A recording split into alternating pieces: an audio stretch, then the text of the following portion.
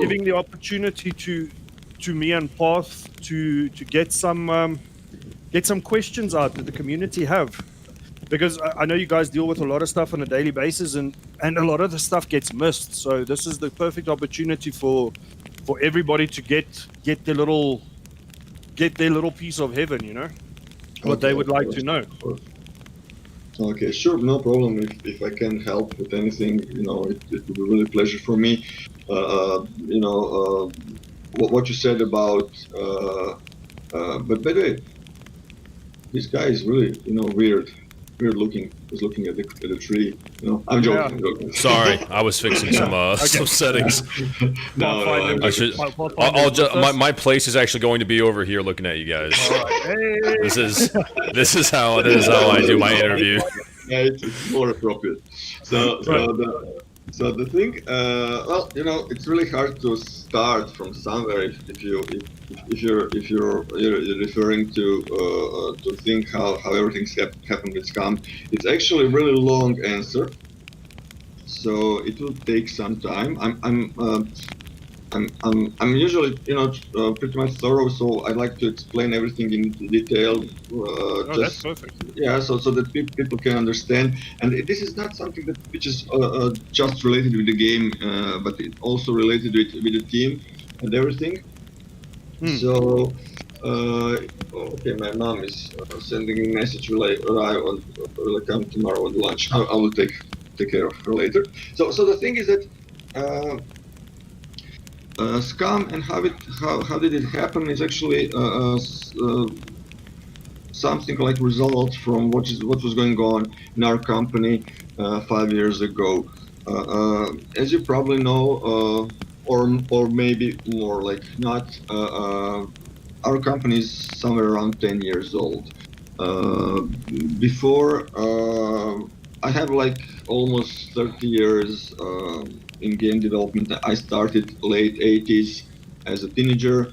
I was one of the founders of Crow Team, which are you know, known for Serious Sam. I was working on a lot of things on Serious Sam, and I made also a football game and many other games too. But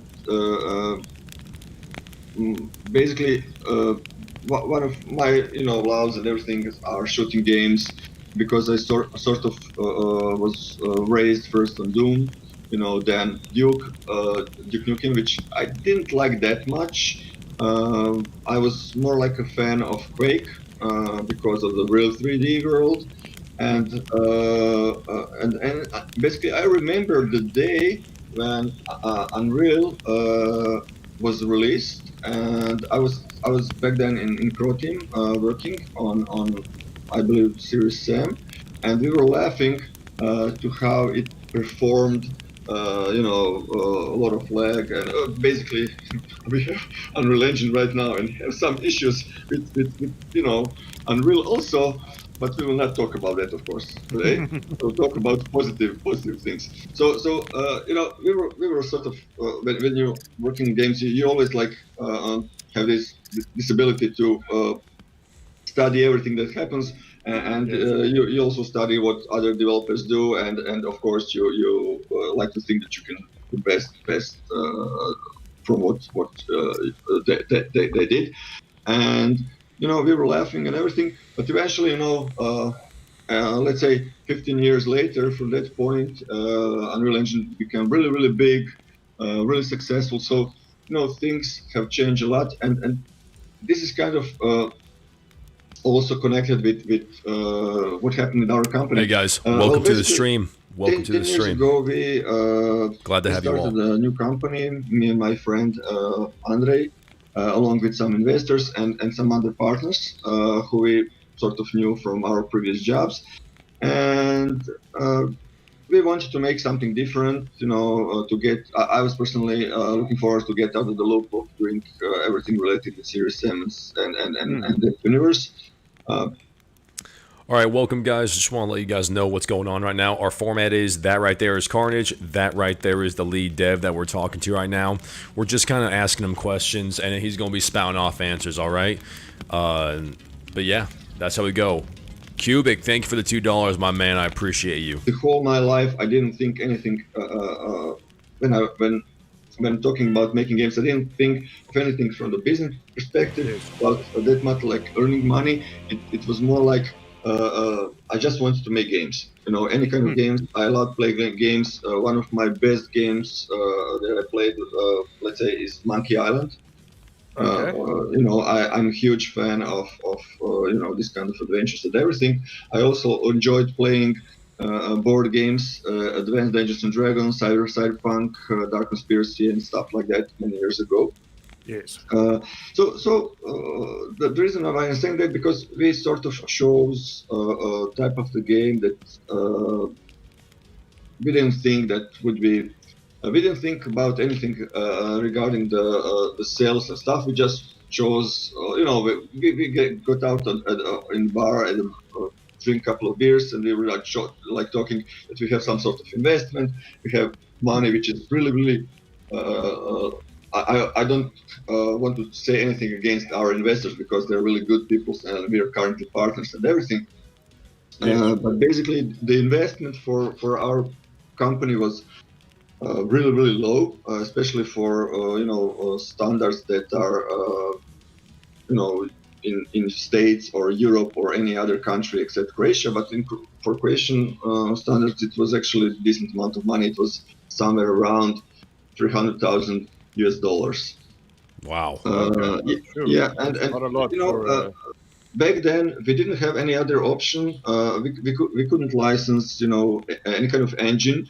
We couldn't license any kind of technology, and basically we had like 3 programmers and 3 content guys, artists, whatever you call, because we sort of share our stuff.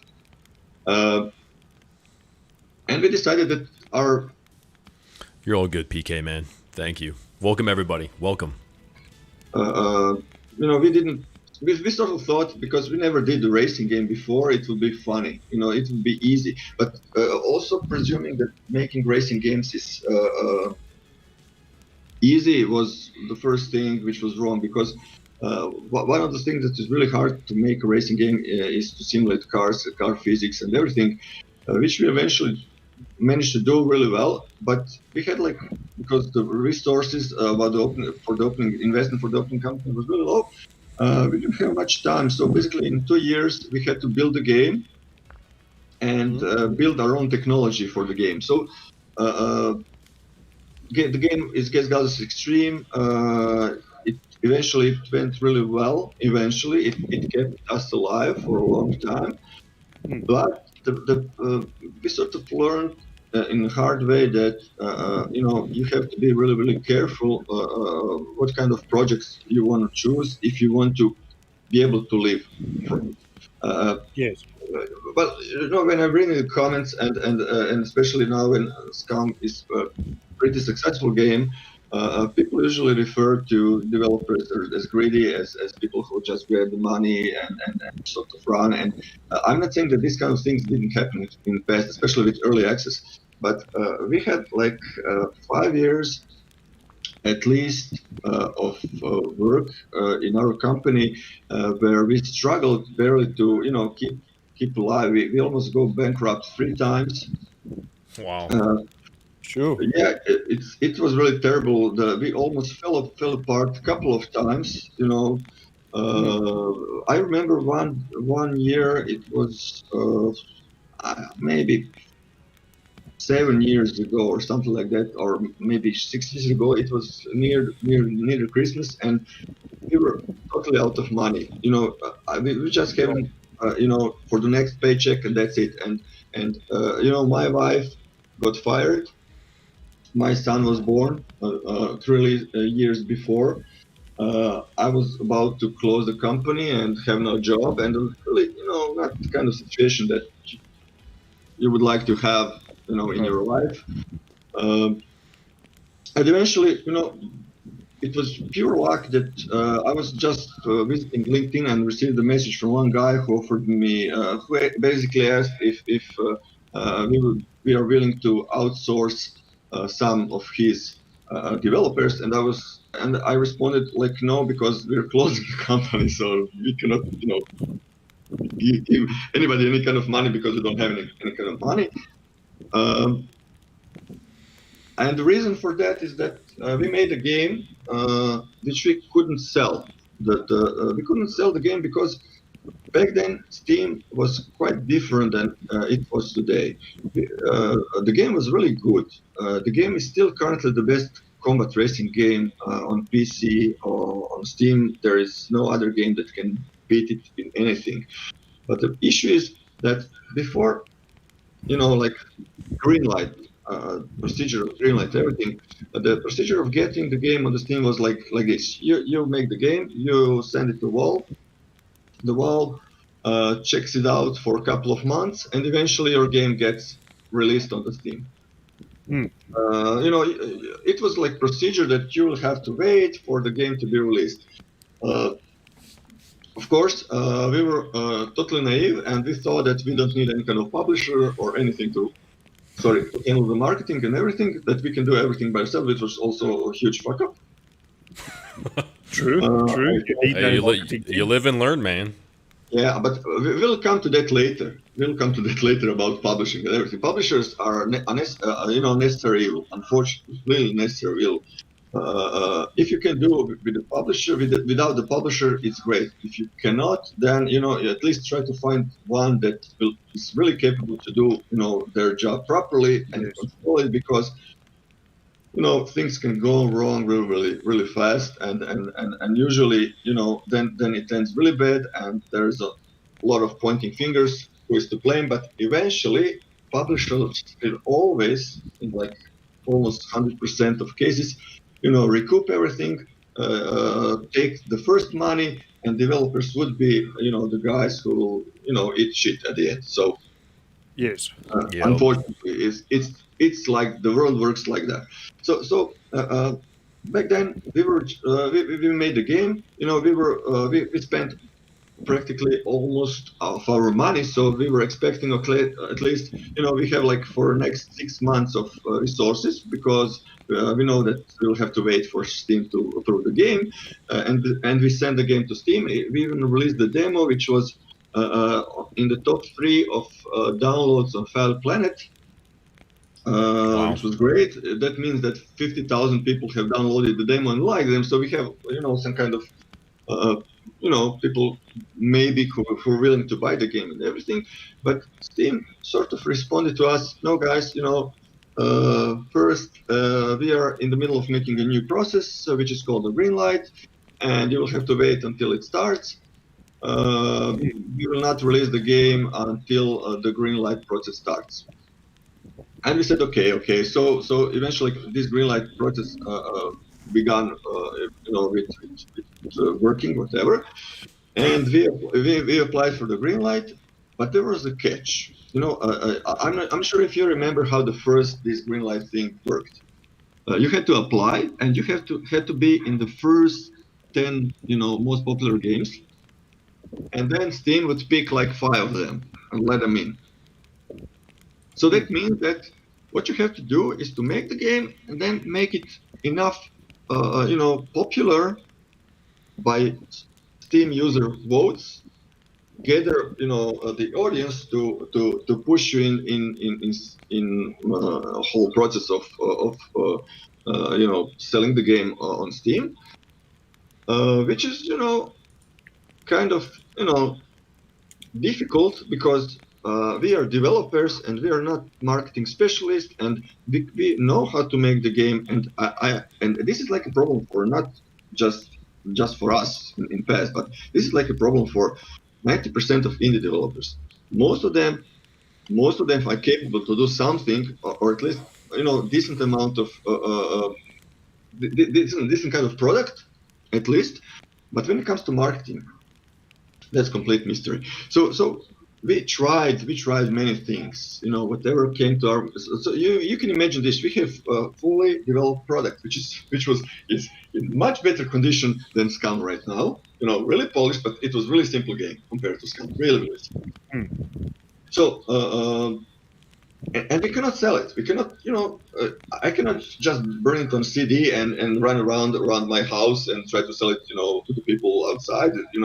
I have one store that I can go to and sell, and that's Steam. Welcome to everybody who joined the Back then, stream. I Origin appreciate was you optional guys. also, but Be Origin sure to leave a was like and selling share just, this so we can get more people in here. Battlefield. A lot of good information coming. It's not something that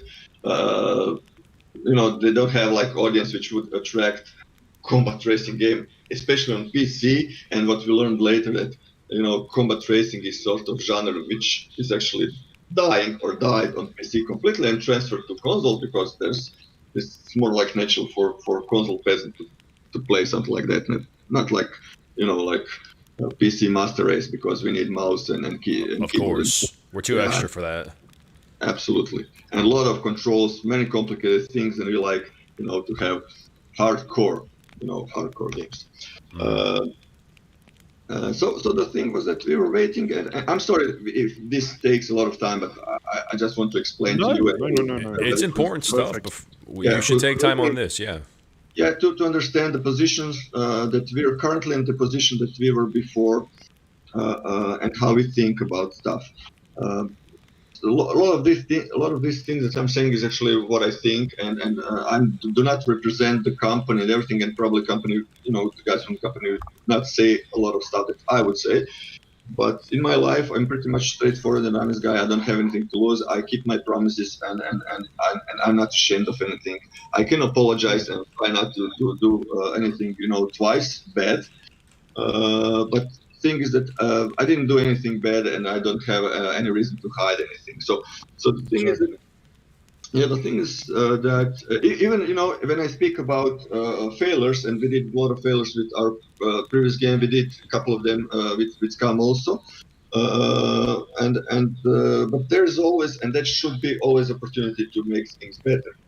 That's the whole point, because the worst part is if you make something bad and you just stick to it.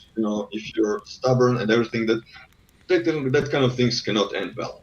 So the thing is that they were sort of stuck in this position and couldn't sell. We tried to do marketing. We were always like, for almost 1 year. I'm not shitting you. For almost 1 year, we were like in top 50 most popular Steam games, but we couldn't create like peak high enough, steep enough for Steam to notice us and let us in. So we ran out of money, everything. We didn't have anything. I was like, for a couple of months, both Andre and I, we were not paying ourselves salary just to keep guys alive with some like minimal wages. Simply because it was our responsibility. Basically, we called them to work with us, and they did their job really well. And they're not to blame or anything.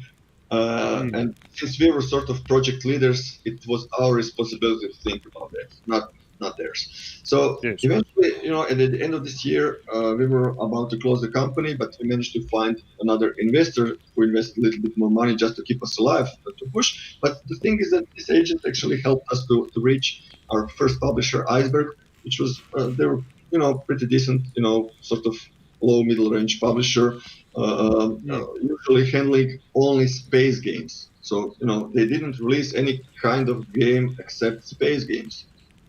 They tried the game. Yeah, they tried the game. They tried, Guess Galaxy Extreme. It was really fun, especially multiplayer. They loved it, and they say, why not? What at the end, what turned out is that our game was actually their second best or third best selling game in history of their company. Now the funny part was is that when we approached Steam with when you sending the project, at least how it was back then, to the company, like a wall which is telling you have to make a pitch, you have to send the project, you have to explain a little bit about the game. So they have gameplay trailer, and some sort of teaser. We'll be starting some more questions here soon, guys. He's explaining contextual things with the history of SCUM and the development issues that they've had. Okay, so for context, it is important stuff, so bear with us here, all right? This is how it works. So they rejected us, and the rejection was, well, I don't blame them. It's not their fault or anything. So I'm just saying how things went. I'm not like making any kind of emotions regarding Mm. what. So the decision was, okay, your guys are making combat racing games. Combat racing games are not popular. They will not get us a lot of money. They'll probably not sell more than 50,000 copies in their lifetime. And please look at our top 10 selling games on Steam. You know, there are no combat racing games. You will not probably find combat racing game in top 50 or top 100 games on Steam. And we were at the same point we were thinking, maybe you're wrong because if there are no combat racing games, there's maybe a reason. Maybe it's just a reason because if we make one, people will actually try to play it because there are no games. But basically, what we were wrong, not Steam. There were combat racing games, but they just didn't sell good enough.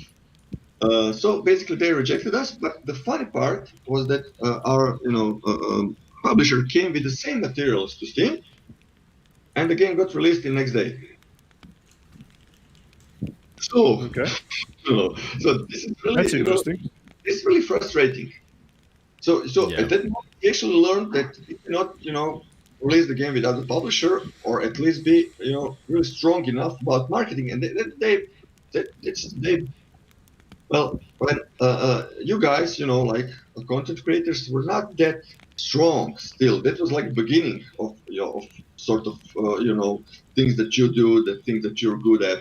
Like creating hype about the games, talking about the games. What we cannot do as developers because we are nerds and retarded a little bit in that direction. But this is something that you actually do really, really well. So we couldn't just approach YouTuber or some or I'm not sure if Twitch was even then live or something like that. I'm not sure. So we didn't have any options. But I think when you go with sort of publisher, of course, publisher will not release the game for free. They will take a certain amount of money. Yes, And obviously. and from our perspective, and this is something that I'm just talking. I'm not talking about. I'm sorry if I'm boring you, but these kind of things are usually No. people outside game development, especially indie studios, don't know. So all indies usually, most of the indies usually function in a way that they have really good ideas.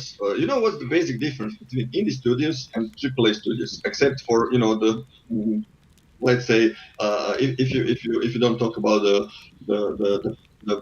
product, the quality of product and the size and everything. The main difference is that AAA studios don't have any balls. They will not try to do anything much different from what they did before because it's too much They, of risk. yeah, they'll always do what works well. Yes, always, which is really good strategy. And I'm not saying which is bad. It's really good strategy. It's safe strategy. And the whole point is when you manage to do something well, try to make the most out of it as much as you can. But eventually, for me personally, I get issues if I play, for example, Call of Duty 1 and 2, and for example, 2, which is one of my favorites, and then I get to Modern Warfare, and after that, I simply cannot play Call of Duty anymore because it's the same crap. Really, It is. True. It just looks better. I'm not, it's really unprofessional for me for now to talk something like that about other games. And I really respect all the developers who work there, and I know that they're really good and professional and everything. And God knows that I probably wouldn't be capable to do something like that, especially with not, our team and scope and money. So, I'm being realistic, but what you're actually offering is like football simulation. Each year you get something like new players, new league, everything, but everything stays the same.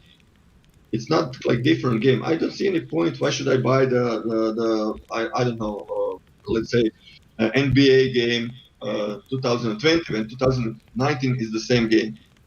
Literally. True. It is the same game, it's just a little bit better graphics.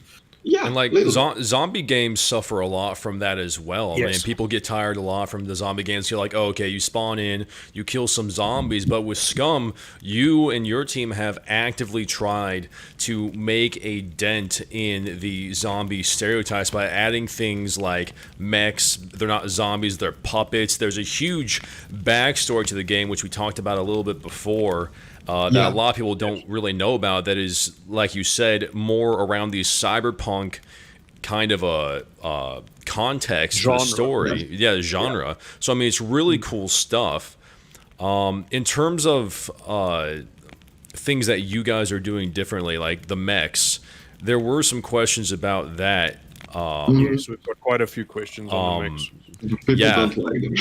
Oh well, actually, surprise no, for on the myself. contrary. Surprisingly, I didn't get any questions asking you to remove them. Really? Yeah, We got a lot of questions for you to actually increase them and make them more powerful. but give them incentive. For instance, this Yes. question here asks, will there ever be an incentive to try and destroy mechs? Last I heard, if you manage to get enough firepower to destroy one, you just get a few pieces of scrap. Yeah. This is something that we will start working from 1.0.5 version. That means the next iteration. We will start adding these kind of things which are more related to PvE. I was not, I didn't mean to talk about that. We can talk about that also later. But yeah, in future iterations, especially after 0.5, people will notice a lot of things that are more related He probably does, Barn. to You're lore, right. to story, to universe, than just like plain game mechanics, which we simply had to do. All this that we did so far, we had to do, because they're like the main aspects of game. If you have like shooting vehicles, boats will be in the next iteration. That's Very not a exciting. secret anymore, along with fishing and some other stuff. But you have to make them well, because 90% of all time spent in the game is something like that. We can pretend that we want, especially like PVE, we want like fair action, we want role playing, everything, which is totally fine. But the moment you get the gun and have some leverage over somebody else, and let's try to be honest, you don't think like especially if you're not experienced player, you don't want to talk with others. You don't want to use it. So Yes. that's the whole point, and that's the part of the game. Now the thing. Let me just step back. I will return to this. I will just speed up the everything that happened before. So eventually we end up releasing the game. The game eventually, our first game sold in, I believe, total of 250,000 copies, which was much more Wow. than what Steam predicted. But the amount of money that we were receiving after Steam part, after Steam's part, Valve's part, after publisher, after agent, when you break down to the part that we got was really low. It was just basically just keeping us alive, and we didn't have enough resources, money, for have plans for more than 3 weeks, 3 months in advance. And this is really hard when you're developing a game, because if you're trying to start a new project, we at least have to acquire enough money for 1 year, at least. Because in 1 year we can make at least some sort of vertical slice of the game, and then maybe try to find a publisher who would eventually co-invest in the game, or some investor or something. Yes. So we ended up making two DLCs, which were great also, for the game, because the whole point of making DLCs is not to sell DLCs. The whole point of making DLCs is basically to sell the core game. So I'm not sure if you're aware of that. Basically, when you make a DLC, you sell like, if DLC is good enough, then it's sold like up to, let's say, 10 to 15% of all users that bought the game. But basically, you can bundle it with the game, and then put it on the discount, and basically what you're doing, you're trying to sell the main game. That's the whole thing. And So while we're on that topic, will Scum ever come to console? yes, Oh, Will it? How yes. how close are we to getting Scum on console to broaden Uh, our player base? okay, I can tell you that, but you will not you will not allowed to tell anybody else.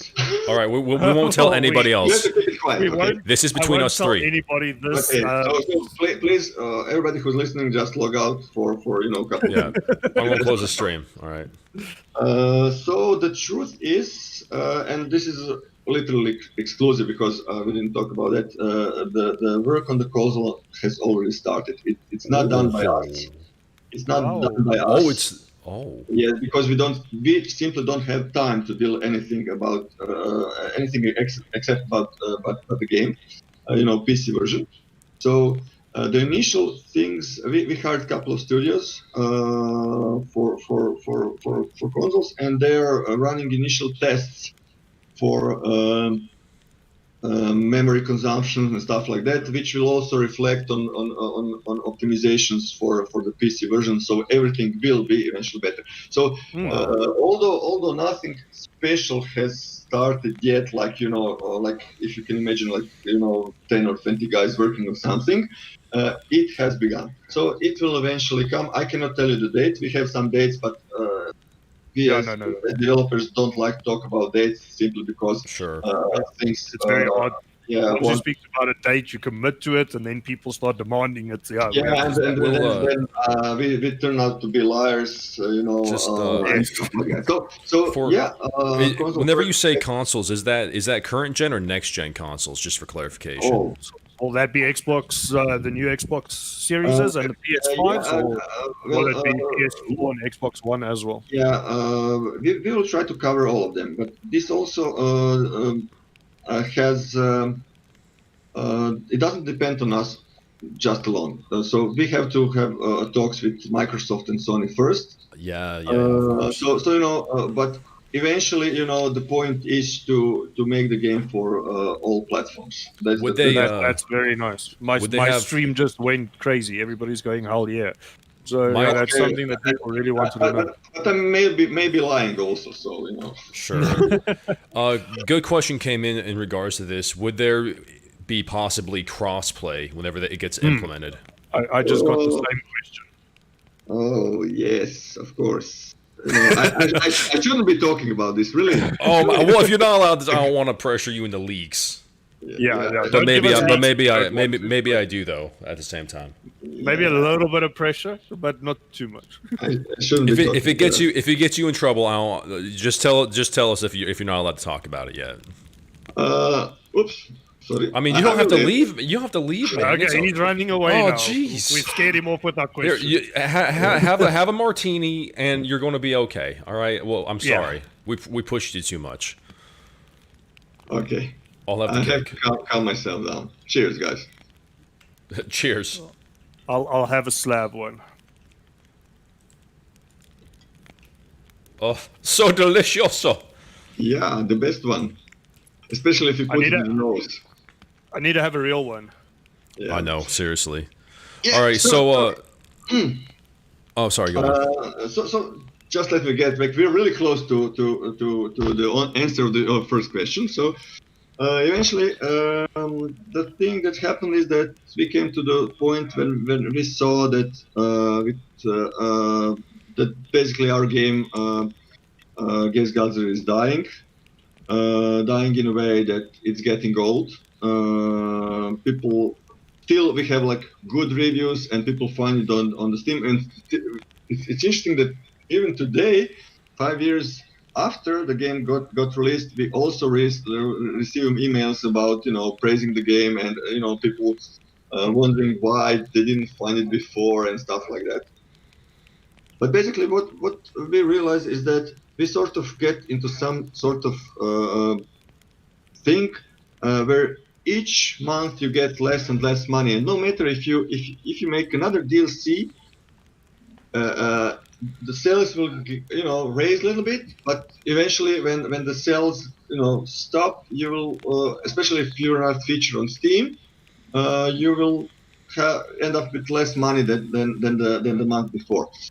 And for us, it was obvious: either we will do something else, or we will make another DLC. So most of the guys in the company were sort of scared to move, and that's the some of the problems that I'm trying to handle, and I can say that I handled it really well so far, is to motivate people not to be scared of doing something they don't know or didn't do, no matter of experience they have. So because essentially we as the game developers, if we transfer to some other occupation, if let's say I'm a carpenter, if I'm doing tables, you can bet that I can do chairs or wardrobes. It's the same thing with the game developers. If they're like true game developers, and we have really hardcore, C++ side, we build our own engine, we build our own tools. We built the game from scratch. We didn't use blueprints and shit like that. Not in the Unreal Engine also.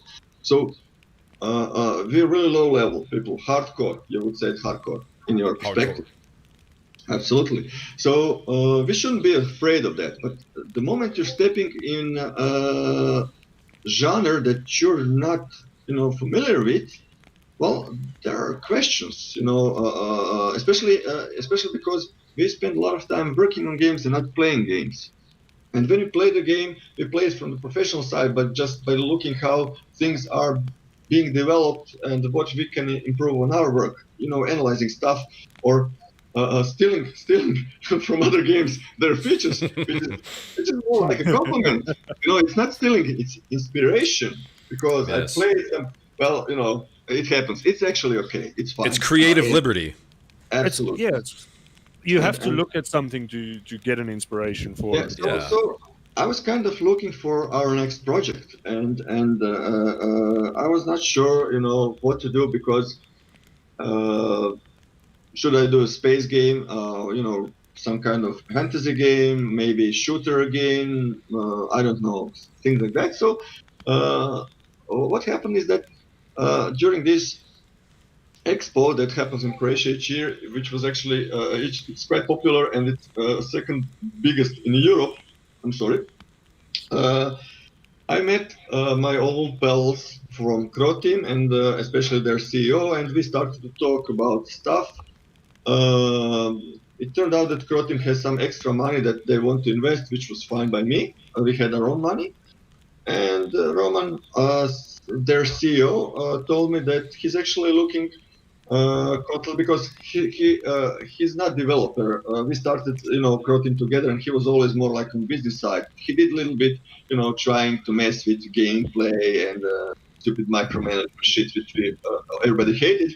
But basically, he's more like a businessman than game developer. So he was constantly looking at Steam, analyzing sales and stuff, which we normally didn't do, because why should I look at the top 10 selling game on Steam?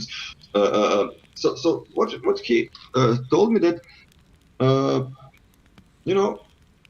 that I should look what are the like the most popular. I'm not talking about money, but the most popular, because we have to go in direction if we want to sort of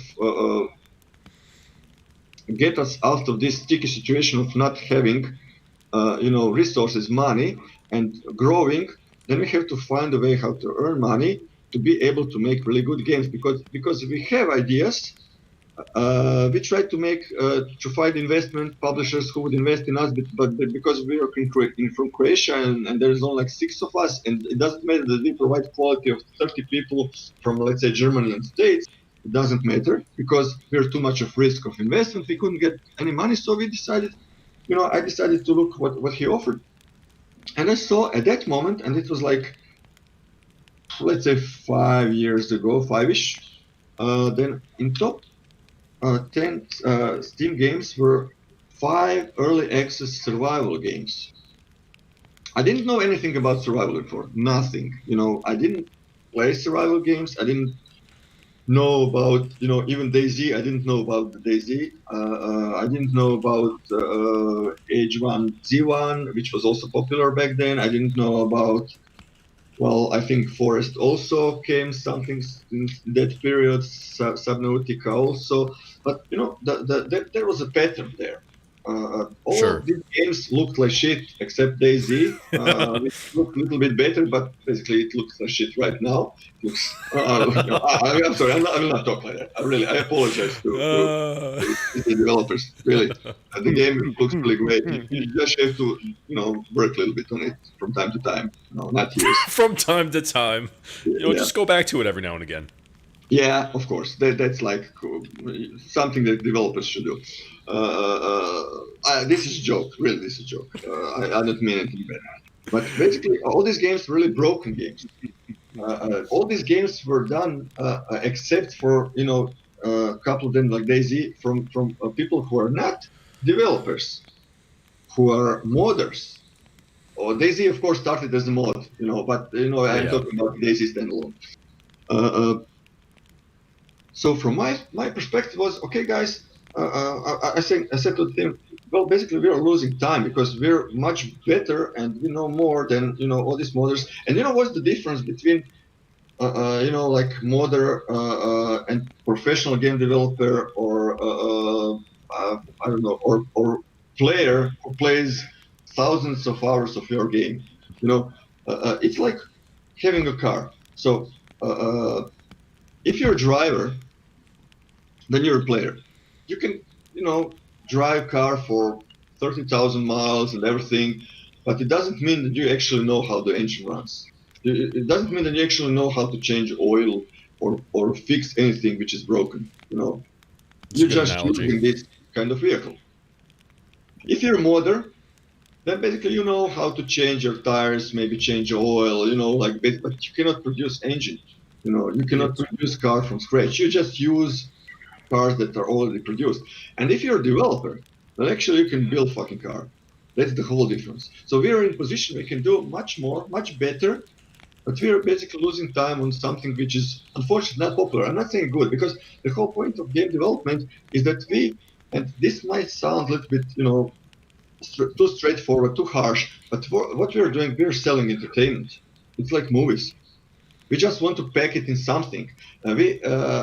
What you're actually buying for money. Let's say you paid for SCUM, like $15 or $20 or whatever, but you get like 100 to 1,000, 2,000, or even 10,000 of hours of gameplay. Now you have to Yes. see if that is actually worth of your money invested. I think yes. I No. I personally look at a game and I go, okay, I convert it into my currency. I see it's 150 rand, so I need to get at least 150 hours out of that game for it to be worth to play. And I personally have thousands of hours in Scum, so yes, it is definitely worth playing. So you will not refund it. You No, cannot never. do it. Ah, ha, ha. In fact, I've bought multiple copies. Okay, that's good. Don't refund them also. No, I Uh, won't. yeah, so you didn't like have multiple characters and cheat in the game, and then you get banned and stuff like that, Uh-huh. No, I'm joking. You probably didn't. So the thing is that first time in my life after more than 50 years, I started to think a little bit more than I'm just a game developer. I want to make games, because when you see your people not having money to buy their clothes because they barely can pay rent, then you have to start to think about these kind of things. Yes. Sure. So after playing all these games, analyzing, first thing that I realized that I really love them. Not all of them, but most of them gave me feeling that I didn't felt like long, long time. And I always compare this to the first time when I played. I was Counter Strike player for a long time. I was really good. I go to tournaments, but I don't like competition. It's too much stress and everything. But I was really good playing online on servers and everything. I got really, really nice scores and stuff like that. But the first time I tried Call of Duty and aiming down the sight, I couldn't play Counter Strike anymore because it gave me totally different perspective of everything. And this is something that I felt by playing survival games. They were broken, they had issues, but they gave me options and freedom, which I didn't have in any other game, which was great. Now, from other part, that I also saw, they didn't get much far from giving this kind of freedom. They were still like sandbox games to, for people to try stuff. Not actually, moving further with kind of story, with kind of missions, with NPCs, with smart AI. It was just like huge deathmatch map where you don't have weapons, you just have to find them, and like most of them have really, stupid kind of usually zombies that were glitching and stuff like that. Okay, not are a little better than that, but we still have issues.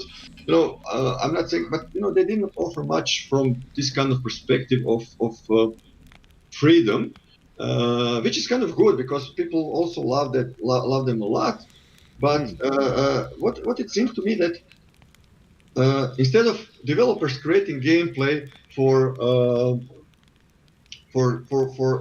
their games, people who play the games created them, for themselves, which is kind of great because I don't have to make like a really complicated scenarios with multiple characters. I I felt that if I give people, a little bit more, a little bit more incentive, a little more things like storyline, like stuff, like maybe people like NPCs linked with it, like maybe everything that makes sense on the island. People would probably be hooked to it and really enjoyed playing it eventually in the long run. So I just started to create the game, and I had like a pitch of what it was like 2-pager that I presented to my team. Back then we were like 6 of us, including me. Okay. And that was like a really bad time, because we didn't have any, almost we didn't have nothing to eat, so we sort of ate each other. I'm joking, but the thing is that I told them, that we may create something. We have opportunity to create something from, the games that got stuck in their situation and not giving anything back to players. And I sort of had, like 10 or 15 things that we can do to improve everything and make actually the next generation of survival game. Sure. And when I Okay. explained them to them, they didn't believe me. Nobody believed me. They just looked and their toes and comment like, of course, or sure, yeah, they're really depressed. But when I got with investment from partially from Chrome team with our money, and we started to roll with the things, and the first choice was to choose the engine, and we didn't have any other choice but Unreal Engine. Unfortunately, I wouldn't say unfortunately because Unreal Engine is a really good engine. Whatever I, and my guys say about it, but that engine was actually built on Unreal Tournament platform, which supported 16 players, not 100 players. You see PUBG with 100 players, but PUBG has really good, loop which lasts around half an hour, which starts with, let's say, 100 players that are scattered all over the island, and eventually it has like not so good performance, but as the game gets to the closure, it ends up with just a couple of players, and they have really good experience when it's needed. Yes. And the whole performance and everything and issues that Unreal Engine has, especially with garbage collector, which we are fighting right now to remove like all like glitches, from the frame rate and everything, uh, doesn't apply to them because these kind of things happen on massive scale islands if you play the game or the server, or if the server is running for more than a couple of hours, and their sessions are, let's maybe half an hour. Yes. So, it's much easier for them. And for them, they also have 100 players, but they don't have any NPCs. They don't have vehicles. Vehicle or player is the same. But we have, puppets, which are the same as vehicles or players. So if you remove all the puppets, all the vehicles, you can actually have maybe 300 players playing SCUM. Exactly. Yeah, so That this would is be something, actually pretty nuts. yeah, this is something people don't realize. Now, Mm. the thing is that we didn't know that also. We just had one option, and one option was Unreal Engine, and we took it, and we started working SCUM with knowing nothing about Unreal Engine. We just gave 3 months, to our 3 programmers to learn Unreal Engine.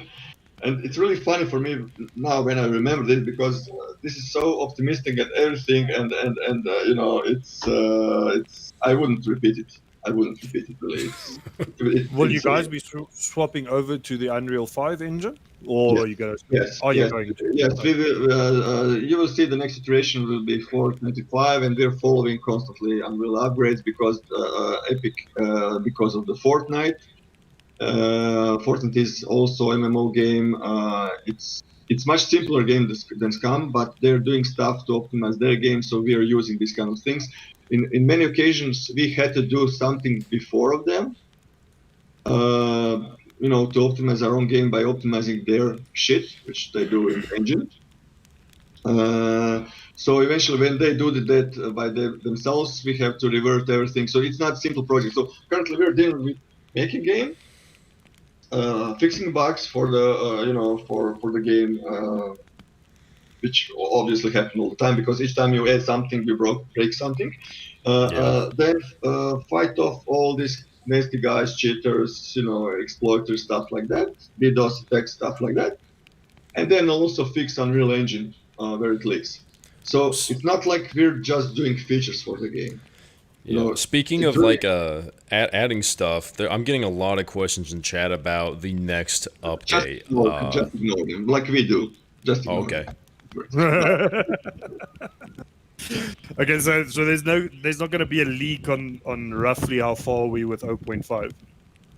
No, not yet, because the answer is simple. We have a list of things that are going to be, put in the in 05. I'm still waiting. Currently, we had vacations and some internal stuff in the company. We had to handle stock with our employees. When you get bigger company, then there is no like things like you're working in all in one room, and then if somebody messes up, then you just smack him on the head and tell him that he fucked up and that he should get his things together and do things properly. When you have a big company, especially when the people come in the big company, they expect to be treated like human beings. So this is something that it's totally weird for me. I didn't expect that, but so it's like sort of like a babysitting. I don't want to. If somebody of my employees is listening, you're great guys. You're the best in the world, and I'm just talking shit and just fucking do your jobs. So we made a list and everything. And usually starts that after each iteration we gather. We look at the game design document and see what our game design document has, like almost 300 pages. And eventually, when the game gets released, I promise that I do my best to release it so that you can actually see how it looks. Although the game has changed a lot from some ideas from the game design document, which is normal. Also, although we added a lot of your suggestions that we didn't think, in the first place to put in the game. But that's the whole point of early access, that we actually doing the game together. Sure. So now that we're talking about that specific point, a lot of the guys in chat is asking about the single player mode. Is there going to be a story? Or Yes. how far are you guys with the story, as well as in multiplayer? Is there going to be more AI and more AI with tasks? Yeah. Yes, it will be. If you ask me how this will work, I don't know really, because we have ideas how to make this kind of thing. So far, I'm not aware of any game that has successfully made missions and objectives and storyline working properly in both single player and multiplayer, because single player is played in one way, and it's much easier to make single player game. And the multiplayer, you have like a lot of hothead players who wants to break the game, not played by the rules. I hate that, but basically, I cannot do anything about it. So we're not completely sure if our ideas would be the proper ones, but we have idea how to start everything.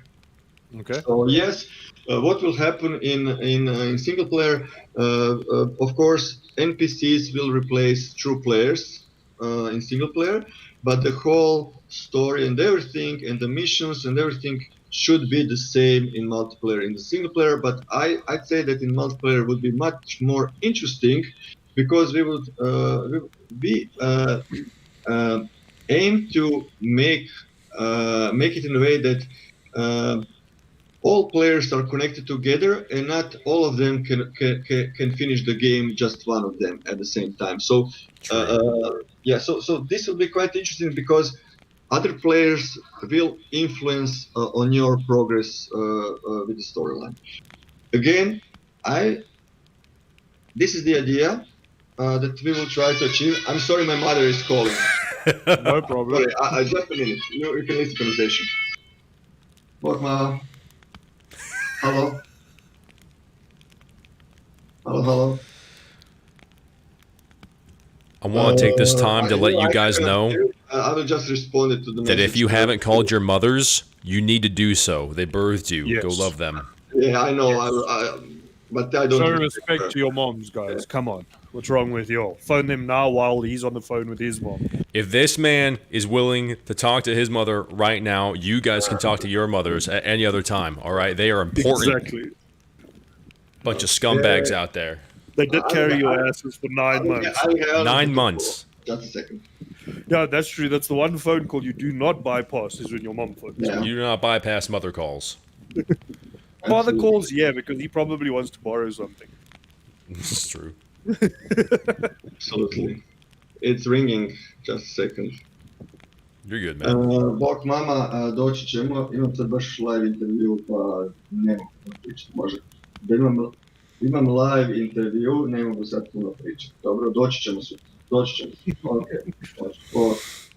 I don't speak Croatian, but I think. Okay, so this is I how heard Croatian live interview. Yes, sounds. no, I figured that. I can swear you. I can teach you how to swear in Croatian. It's great, much better than any other language except. No, never. It's never better than Afrikaans. Really? Yes, Okay, Afrikaans that's is a challenge. powerful. Oh, So, yeah, well, I have English, so it's very exotic. Yeah, nobody knows that. So that's the idea that we try to do that. We have ideas how to do that. We will try. We will probably change some of the stuff, but if I can make, if I can be positive about it, we didn't have much of idea how to make many things in the game, including, for example, in the last update we have entering vehicles. Now, there's a couple of things that have to be, fixed about that feature. But this kind of feature, although it looks, I'm not sure what's your opinion. You can freely talk right now. What's your opinion on entering the vehicles from the first and third person perspective that we have currently? Do you like it? I mean, I like it. I like in it. all honesty, I like it. What I would like to see is that I would be able to change seats while in the vehicle. Yeah. Or get into the driver's in the next seat. update, most likely. Oh, will that be in the next update? Okay. Wait, nice. I know that the guys told me that it's done, but it has to be tested. So either next one, which was supposed to be today, but I guess it isn't because we're lazy. So next week, probably Tuesday, because we don't do anything on Mondays because now we're that lazy we- on Friday. Now that we're on the topic of vehicles, people are asking, yeah, will we be able to wash our vehicles? Will we be able to Absolutely. eat in our Yeah. vehicles? Because Why eating in the not? vehicles is a bit of a problem right now because that, and also I think it's too slow of an enter and exit process. When we jump out of the vehicles in a gunfight, we basically have to come to a dead standstill before we can get out of the Oh, yeah. vehicles. You get Will this locked be into an adjusted? animation. Yeah.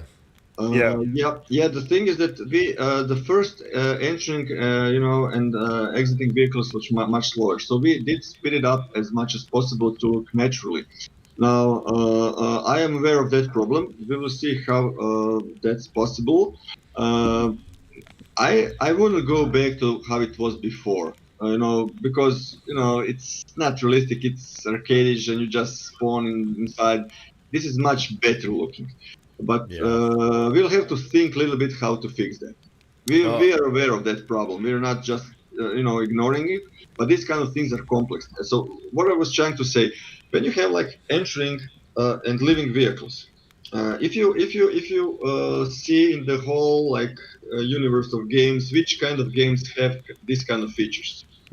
You see it in GTA. You have seen it in Far Cry. You have Yes. seen it in many triple A titles games, but you didn't see it in indie games.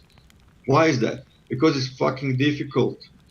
Really, it's fucking difficult. Yeah, I think a lot of people don't realize what actually goes into development. I think they think that it's a click of a button and the thing works. It's a lot of testing that's involved and a lot of mechanics and animation that goes into that. Jesus, we had to analyze fucking to break to pieces fucking Far Cry to understand how it works. To reverse engineer. Don't tell to Ubisoft. But we We actually won't tell. made some things better than Far Cry. So this is something that we didn't know anything about before we started to work, but eventually we did it, and that was done by one programmer, maybe one and a half, maybe. Wow. Uh, Okay. A and half. yeah, and couple of animators, of course, and modelers who made vehicles.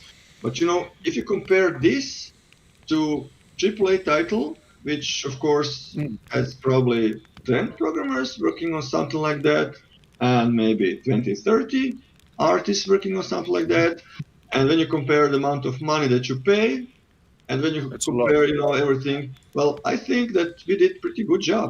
So from my perspective, when I see, I we read all the comments, our community managers, everything. I'm trying to get, to monitor as much as possible, and especially I watch and read every kind of YouTube comment when we release big update or watching Steam and everything.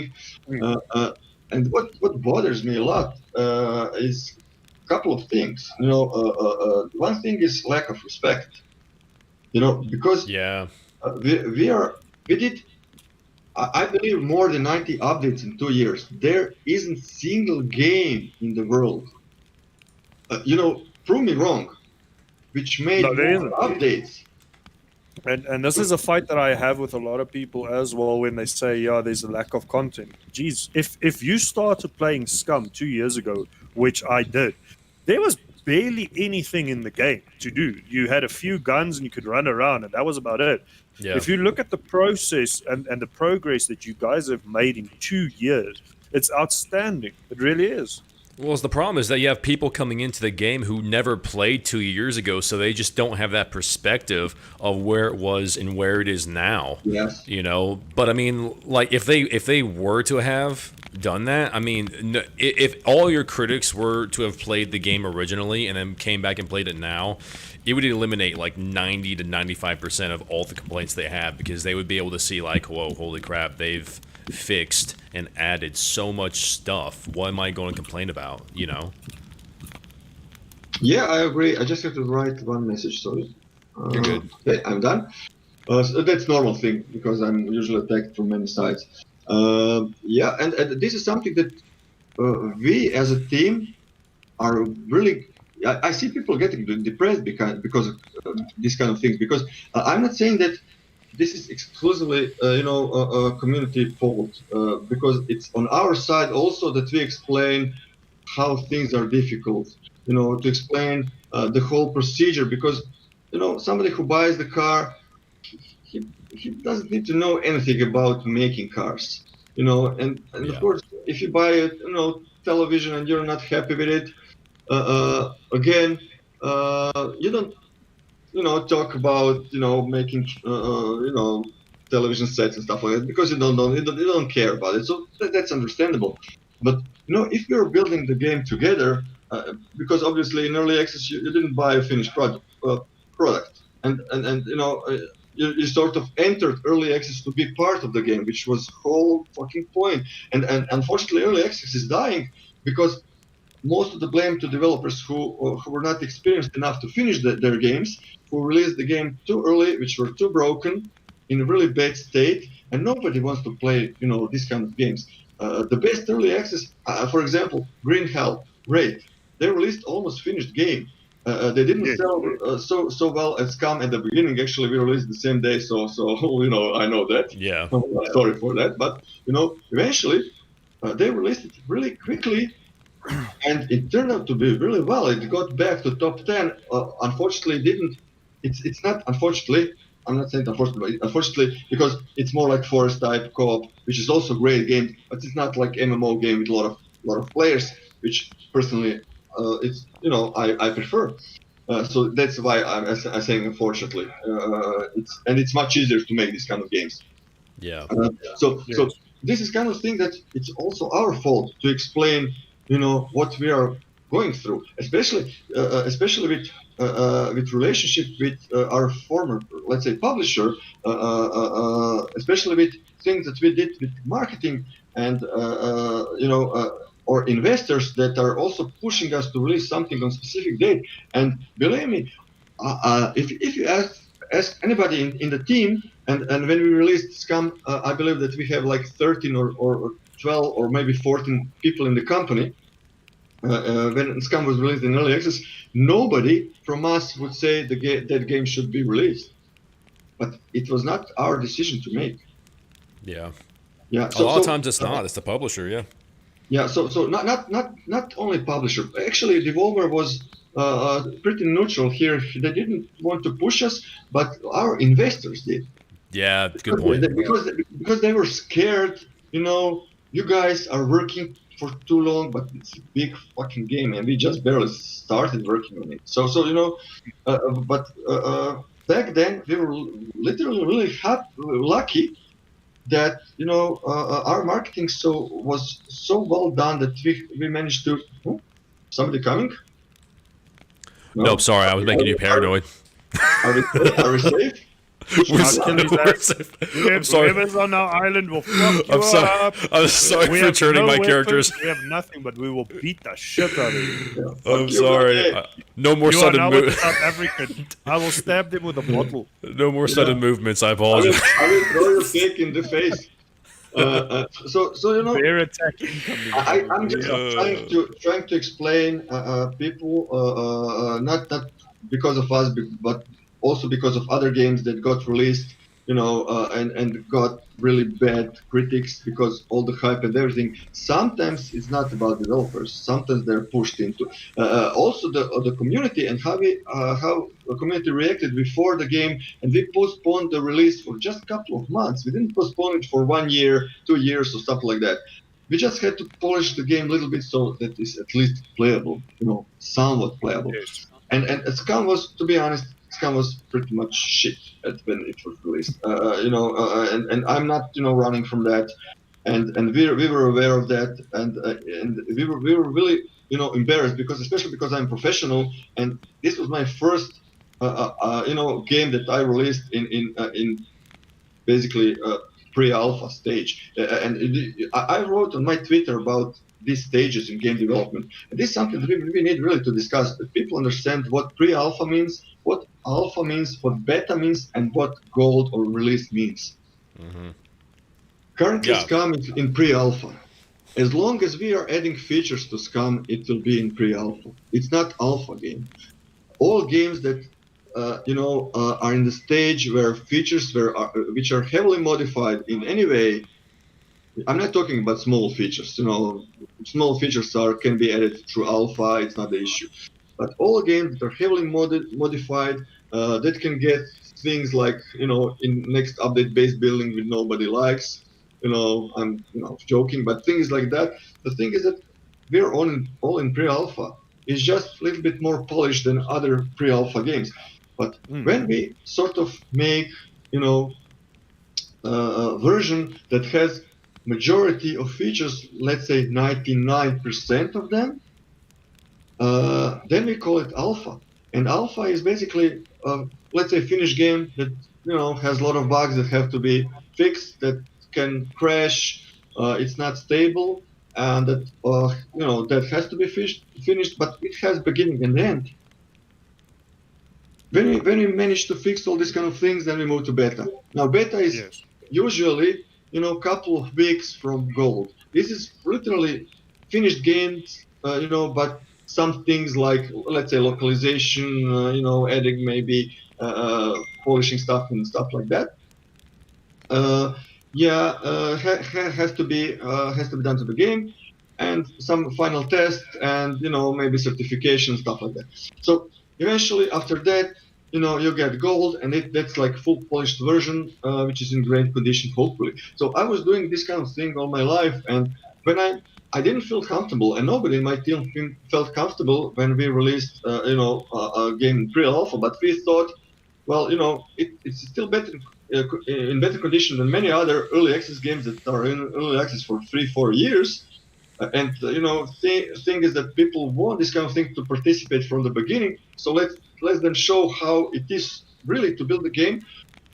But unfortunately, things have changed a lot in that, and the people don't want to participate and work on broken games. So this is not how things are right now. That's why I feel that SCUM will most likely be our last early access game, and we will not ever do early access anymore.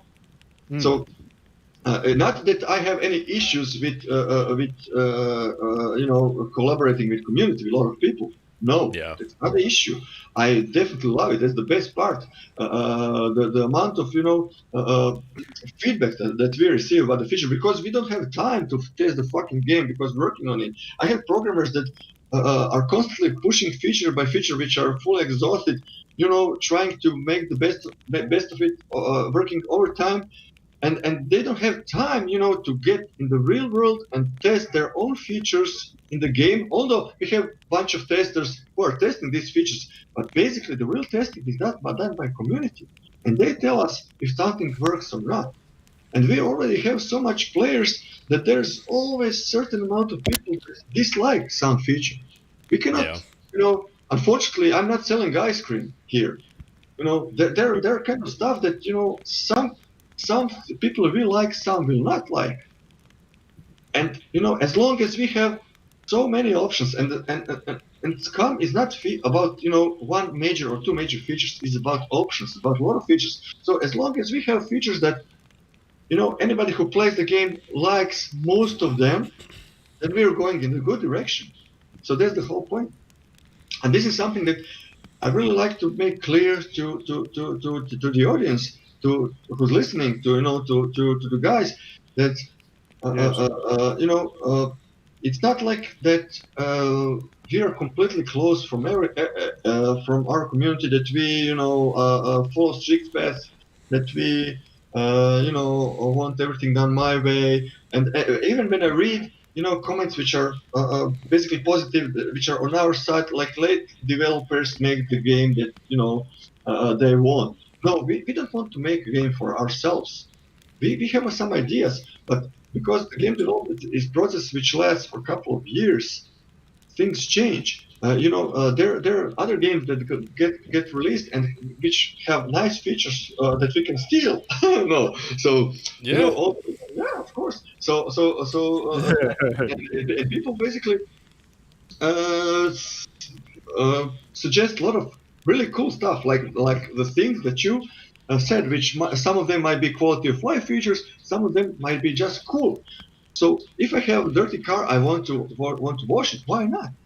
So that kind of things is really making the whole world of SCUM much bigger. But we are still talking about the game which is on the island, which most of the people don't realize what is outside of the game, which is finally where the answer on your question comes.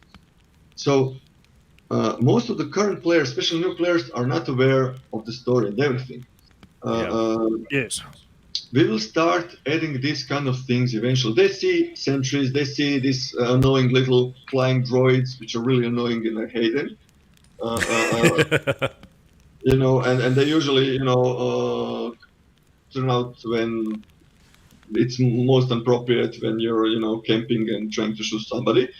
But the whole world of TV show and what happens in the background and the stories.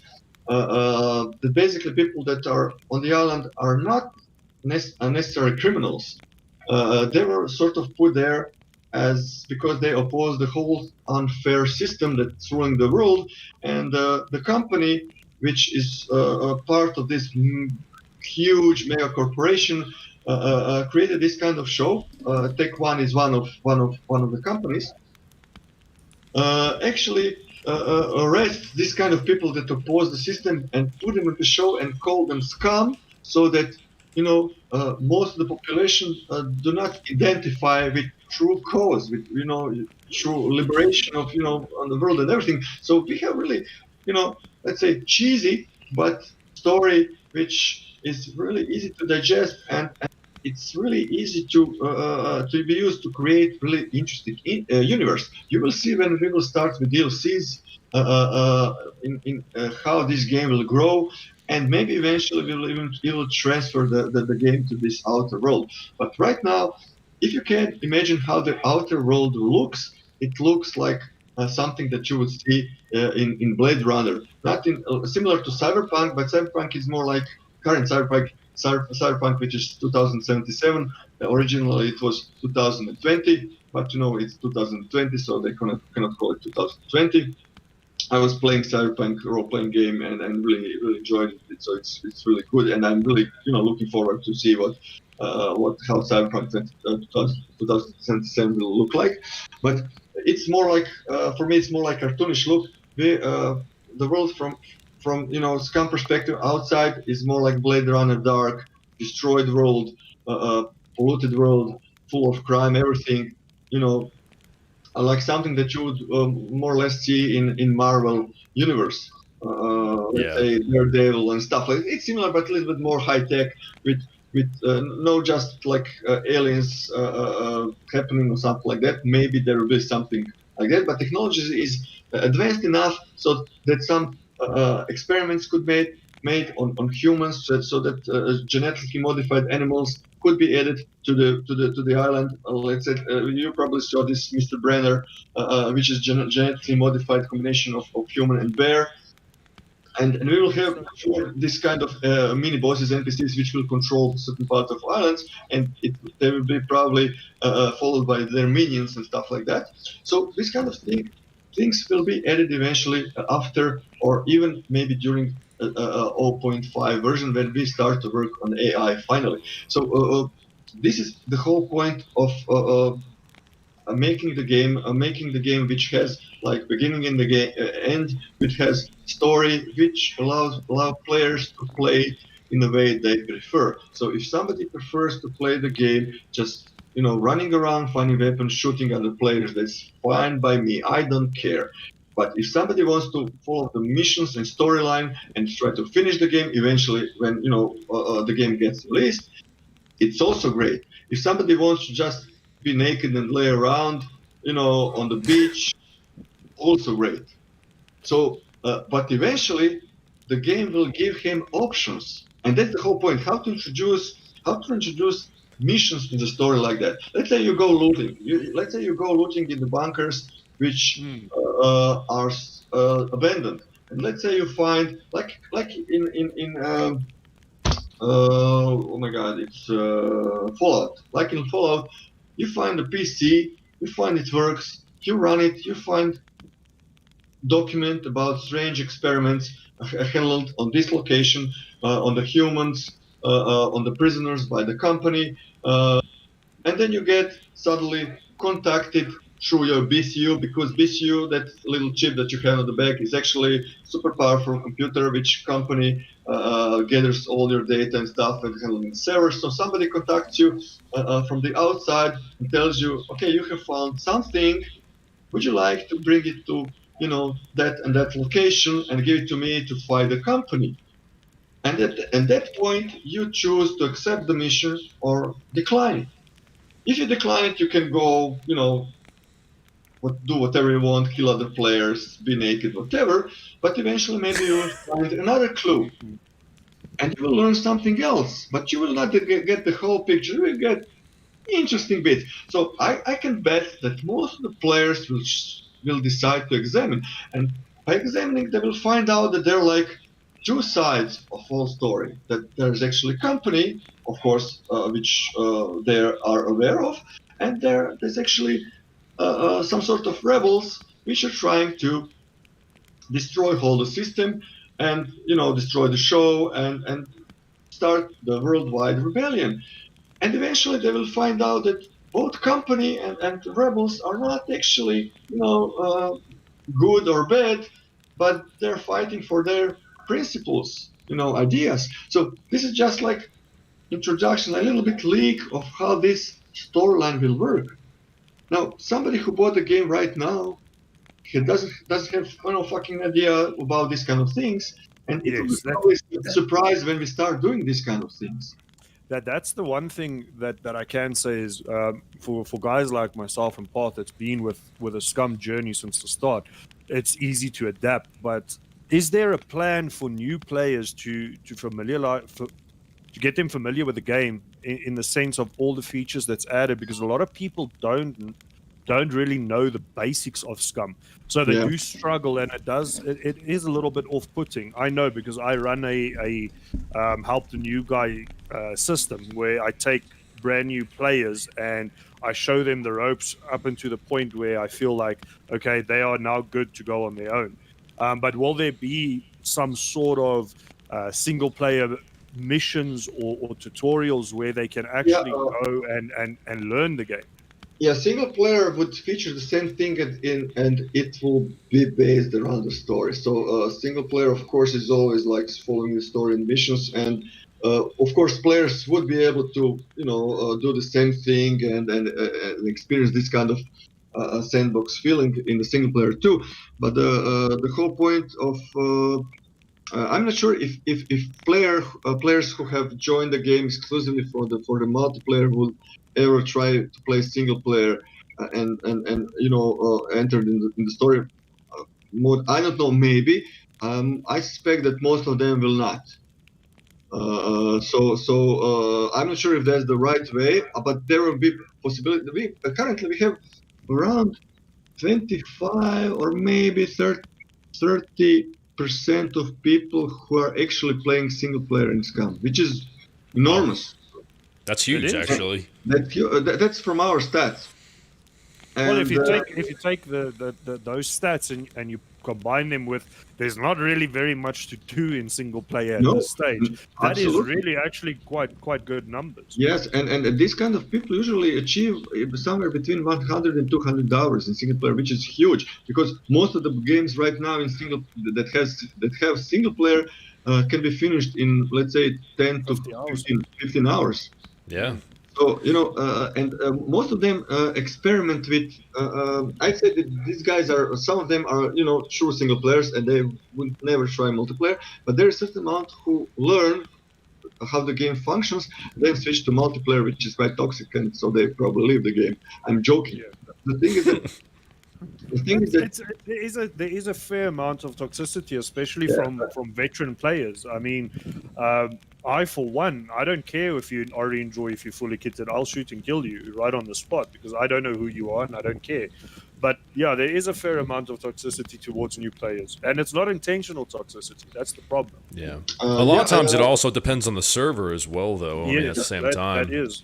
The server owners and the admins can really set the tone and set the stage for how they want their server to be viewed in the vibe of their server. But it's hard because they have to actually be really active in terms of they have to be able to play the game, not just administer to the server as well. Yes. But the server admins, I know a couple of them. I wasn't that active until beginning of this year. I had with direct communication, and all of them are really cool guys, and I really enjoyed it, and I talked with all of them. I never rejected any kind of message. I'm trying to respond as fast as possible, and everything. Usually, when I'm taking shit or something, so I have time to to write this kind of things. It also, for me, is a huge compliment that people actually are, suggesting stuff and everything and talking about the game. Some things I can answer, some things from the technical side, I cannot answer, but I'm trying to find the answer, or at least, I put them in direction who to ask. So this What sort of bothers me that I felt that there is a sort of and I wouldn't say hate, but between certain, private server owners that they dislike each other, like they're in some kind of war or something, which I cannot understand why. And this is something that I would really love to change, because I feel that uh, uh, uh, I feel we that are one community. We should be working together as one. absolutely that we can achieve a lot if we Yes, start we can. together. Let's talk about this tournament that we had, a couple of weeks ago. By the way, Uh, very awesome tournament. I really enjoyed playing in that tournament. yeah, It was fun. but yeah, thank you. But this kind of thing was just, for a test. We can do much Yes. more. So There's a lot of potential that we can yeah, do. what I would expect now to start happening is that private server owners start to make their own kind of things, and actually this is already doing. I'm talking with PK, and he has great ideas, and you guys, and start to make a long term, like league, a tournament like Properly, that yes.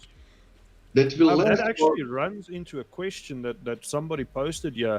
Mhm. Will you guys ever consider exclusive Twitch Prime loot for Scum? Yeah, why not? We had at the beginning we had even Amazon approached us with this kind of thing, but we were back then we were a team of I believe 16 people. We were barely holding the game to work. We were fighting off DDoS attacks, which were totally scary. We were full alone on this thing, and we simply couldn't do it. Eventually, yes, why not? I don't see any issue that this kind of thing gets in the game, and we also got one step further. I personally made a pitch document with this kind of features and send it to Amazon and make suggestion to do it. But from their side, we expected that, at least because we're doing for their channel to promote, make to adjust our game for them, to at least cover the cost. But they were not willing to do that. So for us, that was not the option. But if they did, we will probably already have these kind of things. So yeah, we are fully open for that too. The Uh, other question that runs along with this one is: will there be more server admin commands and control absolutely. over their servers, as well as any the one function that a lot of people are asking is to delete stuff multiple, like an entire base with just one click instead of standing there and holding F down for the next hour, especially with really big bases, Mhm, mhm, to mhm, help optimize their servers. Along with that goes the mines. Will that be limited to flag zones, and will admins have the ability to remove multiple mines in one go instead of having to search for them on mhm, foot instead of in a drone, because in a drone we cannot delete or remove any mhm. traps at this stage. Uh, Yes, yes and no. I would say yes for all the things that I know so far that were reported. Some of them we already know and put on the list. No, for the things that we didn't know, but we'll put them on the list. So yes. Uh, uh, I will, uh, I will so send you a list of all all, the this, questions and all the stuff like things, that. all the things that you mentioned, we know about this kind of things. For some things that we are not aware that there are problems. So obviously somebody has to tell us that this is kind of issue, which is great. These kind of things can be communicated to our CMs over Discord, and they write everything down. So let me just explain how these things work. Currently, we have two types of updates. One are big updates that usually come out each 4 to 6 months, depending on how the update is big. And the other are two weekly updates each 2 weeks that got released. Now, two weekly updates are usually consisted by small features that can be implemented in a couple of weeks, Okay. and we have full list of them in a document, and this document is constantly growing. Most of these features are actually user requests, and we have a list of, I believe, 20 or 30 requests for admins, and here each update, and you will see it in the next update. We will also add a couple of features requested from the admins, and this is something that we will keep our focus during the next iteration of, let's say, 1 year, to make living of admins much easier. So yes, we will try to do our best. Some things can be done relatively easily. Some things might be difficult. So I cannot promise you if removing all the lines in one click is possible, because I don't know how that works and how that collides with how the lines are set and removed, because it's Yes. not just work of one line of code. What I can promise you that we will talk about it and see if it's possible to make. If it's possible to make easy, it will probably get out quicker. If it's possible, if it's harder, then you will probably have to wait longer. And if it's not possible, which I highly doubt, we will tell you. So this kind of things will happen. So the guys in my chat is asking, with regards to this, what is the best way to submit bugs or feature requests? He mentioned a Discord, but is that freely accessible to all server owners and all members of the community, or is it an exclusive package? No. So anybody can join our Discord server. Anybody can. We have bugs section there, which is monitored daily by our CMs. If people are not using Discord, they can go on Steam. They can create posts in bugs section. We have sections about bugs on Steam. Within at least 24 hours, some of our community managers will respond, so that the author knows that the request or bug report was read, and in response they will probably get some idea if this is something that we are aware of. Is it maybe on the list, when it will be fixed or something like that. So these two are the best ways how to approach us. We know we have people reporting bugs on our Facebook. Also, we monitor that, but not that often as Steam or Discord. I have people sending me bugs on Twitter, which is okay. That's probably annoying. Okay, I get used to it, so it's not a problem. I just tell them to either if something is known, I just paste it to our bug section chat, and then I get response and tell them initially. But I would like to avoid that, because it's quite time consuming for me, and I have a lot of people contacting me, and I'm not saying that it's not important. It's really important, but in most cases, I'm not the person who is dealing with bugs.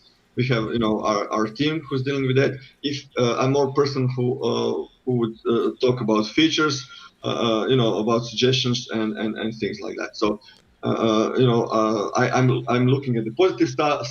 I don't like negative stuff, so don't talk about negative stuff. Sure. I got a question actually. A lot of people are wondering, and this is kind of changing gears a little bit.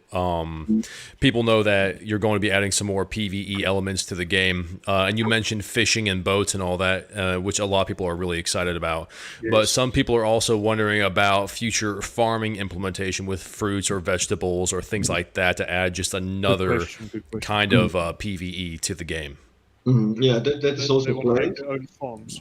Yeah, this is also planned. It's not that big issue. It depends.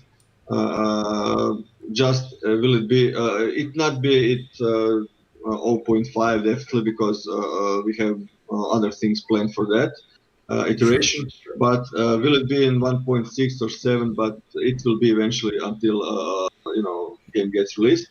I see these kind of things, as again options for players to do. I'm not saying that everybody will use them. You know, it's normal, but personally, I would love to. I love base building. I like. I would love to make. I would love definitely to go fishing. I would definitely love to grow crops. I would definitely love to tame animals. So these kind of things. I believe that a lot of people would also enjoy. And it should be eventually part of scum world and everything.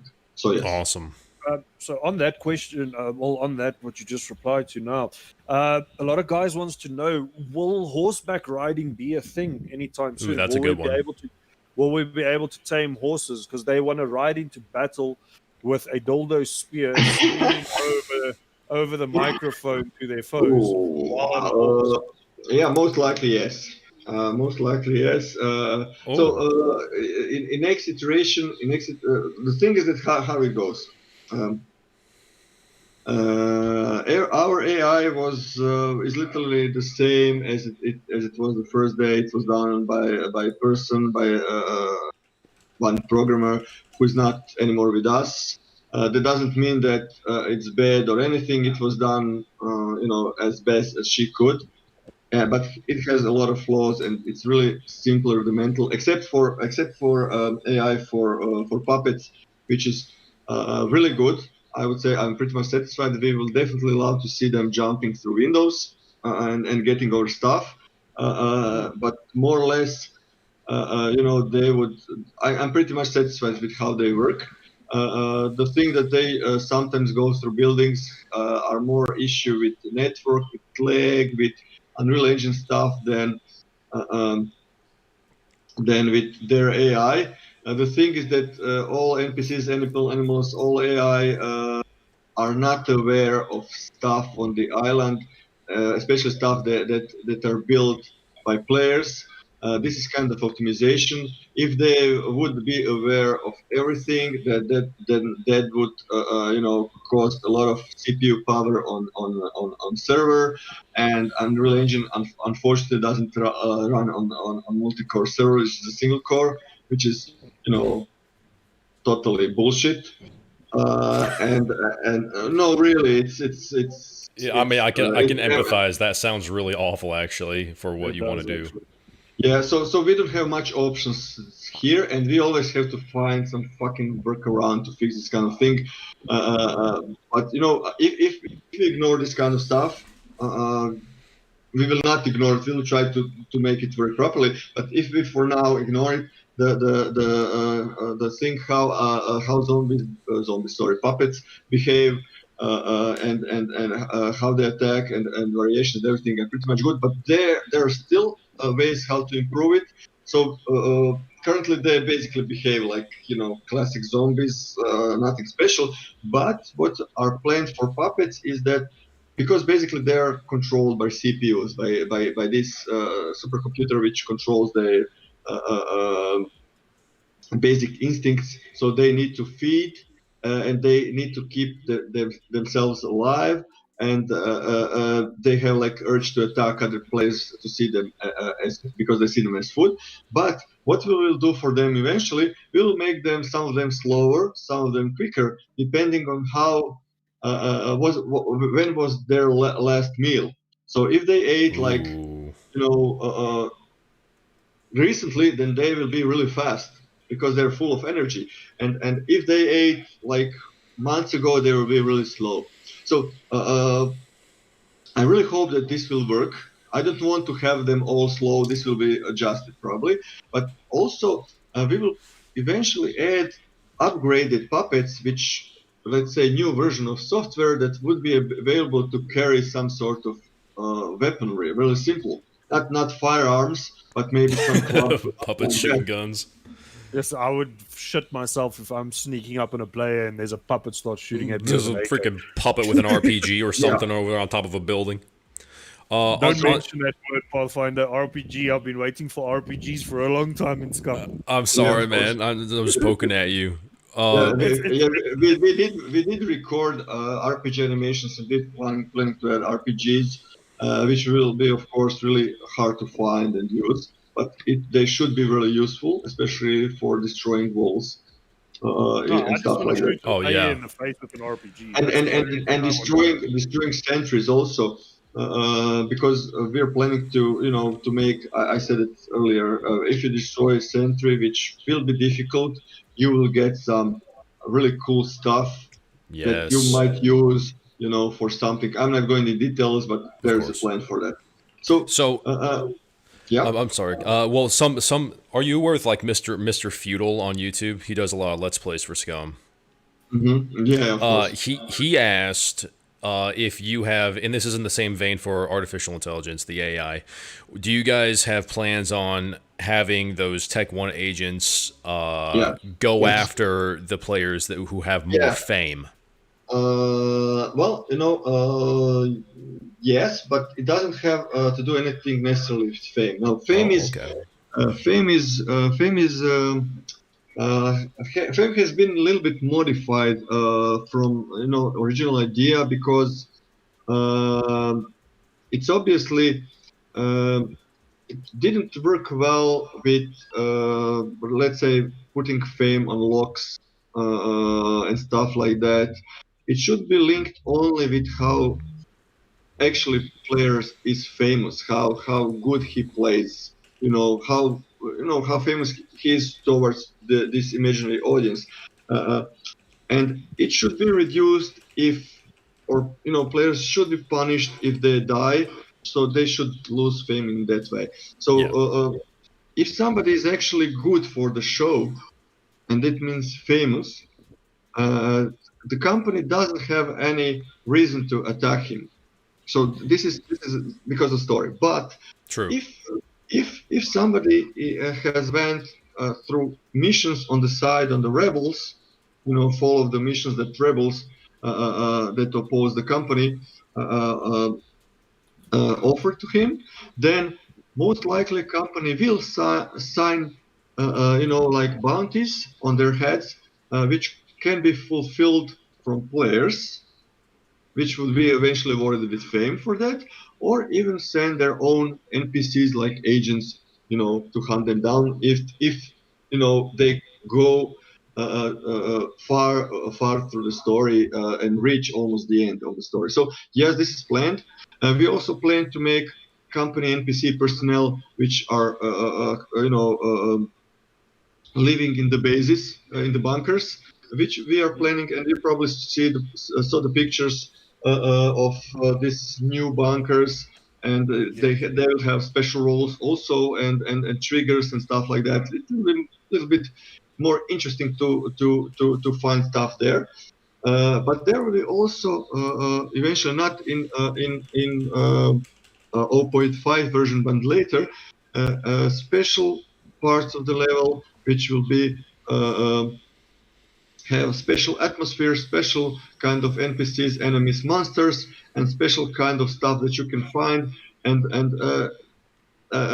they would be uh, linked to specific parts of the story also. So uh, Island, how it is today, will not be the same when the game gets released. It will change a lot Yeah. of stuff, a lot of stuff on it. Will fame be able? It's one of the questions here. Be able to be used as a currency to buy upgrades and stuff from rebels Oh. in Uh, the later in-game story. I think no. I think no. The reason for that is that couple of weeks ago I made suggestion about using fames to buy back parts of your gear if you're successful, and people. It was just I wanted to reach out with idea and have constructive conversation with community. It ended really bad. It went literally with hate. With Really? like yeah, you can see it on my Twitter. It's one of the couple of weeks ago. First one. It was like people started to literally attack me. On direct messages that what I'm doing. I'm trying Thank you for the to. 5 ducks. Well, I Cubic. appreciate the passion really, because obviously they wouldn't do that if they don't care about the game. But my Exactly. approach wasn't. telling them about the feature that will be inside. It was I'll proposed see if I can't like ask that quality of life, question, not Cubic. because I want to make PvP stronger. Actually, it was because I was pretty much annoyed playing solo, getting into bunker, and then getting, oh no, trying to find something. Finally found something, and then getting killed by a sentry, and losing a lot of gear that I struggle to find. And I thought maybe if I have enough fame points and let it be expensive, it doesn't have to be cheap. At least I can retrieve some of that gear back. I Yeah. didn't mean that in a way that if somebody kills me, You can see I me will straight back. respawn and take loot that he basically earned. Well, Yes. No. it seems like a good idea from the way that you're going about it because I mean, first of all, there is a lot of confusion in the community about like the full purpose of fame points anyways because their usage is rather limited right now, though Yes. it would make more sense to them if they knew the story, but right now if a player would come in and be like famous for who, Yeah. Yes. but the So usage so of it but yeah. I So, agree so with the the, way. so I'm the surprised yeah. that they So didn't the so like the, that. so the initial idea about the fame was that if you reach specific fame level, you will get like sponsored gifts, like cargo drops, only for you that you could pick. Oh. Oh, that's cool. It's kind That's of like Yeah. pretty it cool. kind of reminds me of like Death Race or something, where they get more and more famous, and then they get more and more perks from the actual studio Yeah. because Yeah. they drive Absolutely. more views. Absolutely. So you'll be able to pick eventually if you're, let's say, fame level 10, which is the biggest one, and you'll be able to pick the cargo full of stuff that you need for free. And when you use this ticket, you will not be able to use it anymore until you again reach certain amount of fame. You will lose fame for that. You will trade for it. You will fall in levels like you paid Yeah. for it. That's the whole. That So, was the whole point. We added locks with fame simply because we didn't have any other way for players to pay for the locks. Yeah. Because we had fortification, which was good idea, still cool idea, but it ended bad in a way that it reduced the amount of loot areas, yes. especially because we don't make wipes in couple of weeks, but last wipe we made like okay, this one was a little bit early, but before that was 8 months or something like that. So there's if you see the amount of taken houses and everything, new players simply couldn't loot anything except bunkers, Hmm. of course. And there were also players who, who sort of locked facilities, not inside the bunkers, but in the bunker areas, which is kind of smart because sentries are protecting their property and stuff. Mm. So that was the way that we wanted to give another option, and we decided to go with base building and fortifications. Both base building and both fortifications will be upgraded, so players will be able to choose. Oh wow. And we're aware of things that people say about fortification, that there are lesser options for them than with base building. We'll try to fix that. We have some ideas, and we have stuff on the list, so we are aware of that. But right now, we have like fortification working relatively okay. We have base building working relatively okay. We are preparing one of the major improvements in base buildings. You've probably seen the video. Yeah, Oh yeah. that's actually Yeah. one of the So so questions. Yeah, so, people so are asking about the leaks on the steel walls. about what? Sorry. The leak that came out about the steel walls. Uh, How yeah, yeah. close? The let's keep this secret. Okay. All This right. will be soon enough. We will have a couple of leaks with that, so people will see. So I wouldn't want to spoil surprise. Uh, Somebody paid me $5 to ask this question, so I want to ask it. um, Okay. uh, okay. if it's not inappropriate, but it's just kind of like out of the realm of base fortifications. If sentries have been destroyed, can they alert other sentries in the immediate area to come to its location and possibly kill the attackers? Yes. So Yes. swarming robots. Yes. That's one of the things that was in the game design document from the first day. but we so far we never had time to deal with this kind of thing. So Oh my this is again thing that comes with PvE. So I was trying to say earlier, the whole procedure, what we will do in the next steps is that when our AI department, which consists from one guy, but he's really smart, gets free from tasks that are linked with 0.5, at least his task that he has to do for 0.5, he will start working on AI and he will polish it and fix it until it's like perfect. And I'm talking about sentries, I'm talking about mini bosses, NPCs, NPCs like clans of NPC players that are holding parts of the island. NPCs are like monsters that then live in specific areas, like let's say mines or failed experiments, Tech One experiments that lived in bunkers, which might or might not expand and take parts of the island also. So I'm talking about animals. Lately I was posting a lot of pictures about wolf and the wolf looks really good. We Oh, have it looks still issues. fantastic. We have issues about his behavior because unfortunately we have to use the same AI that was used for all other animals, and basically it's not a good one. It has many issues. So we literally had today a meeting about that because I see how people like the wolf, and I don't want to disappoint them with something which might turn out to be bad at first. So we had a meeting. Should we postpone the whole wolf thing, or maybe to try to see if we can make it good enough, for at least first iteration?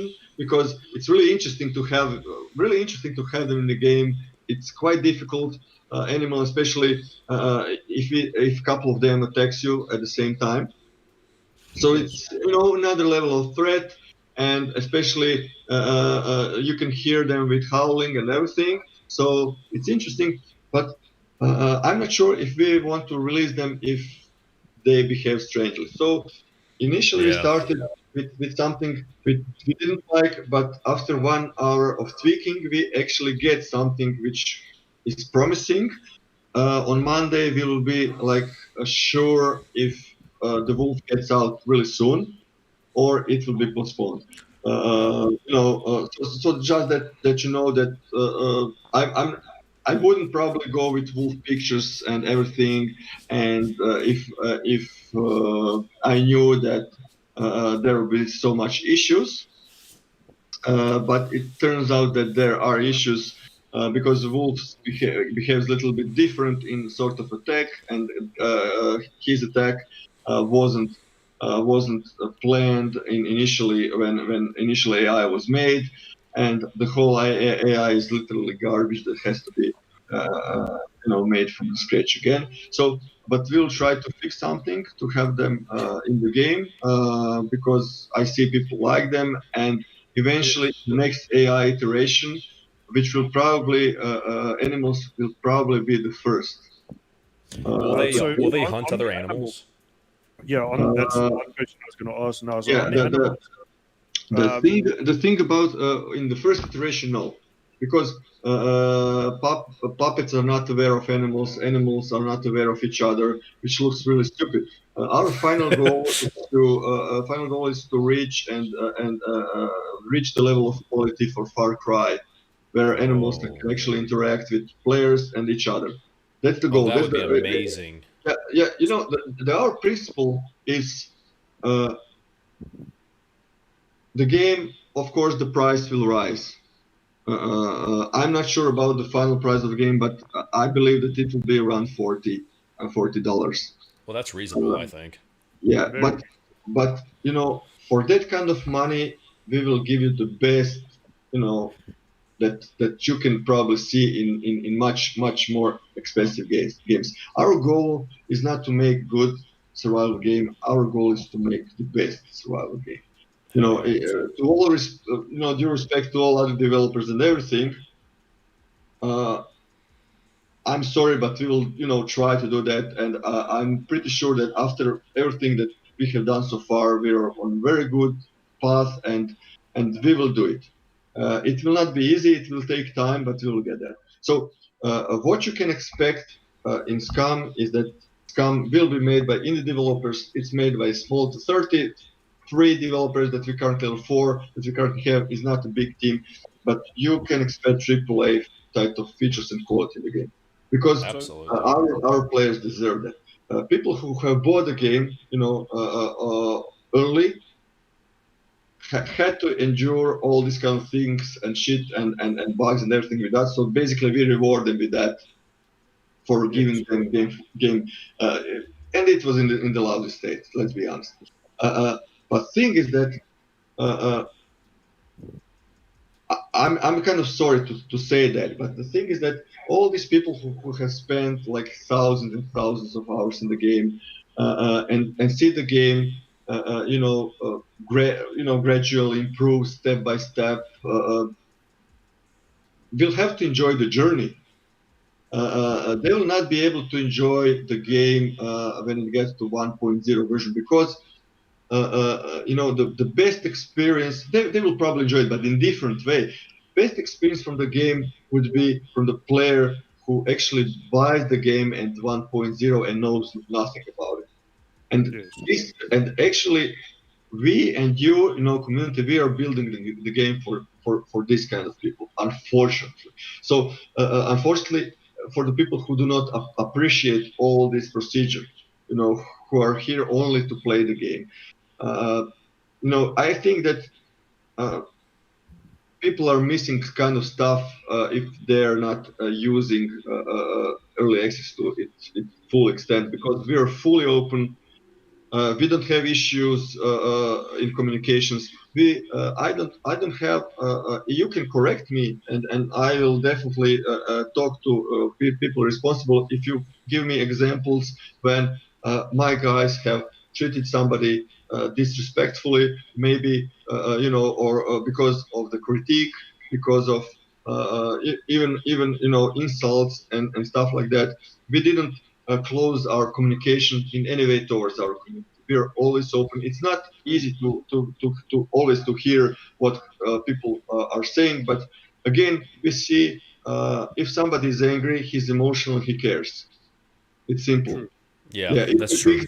if we fix that, if we do our part, 99% of the people will appreciate it, and we just have to do our part, and people will be satisfied.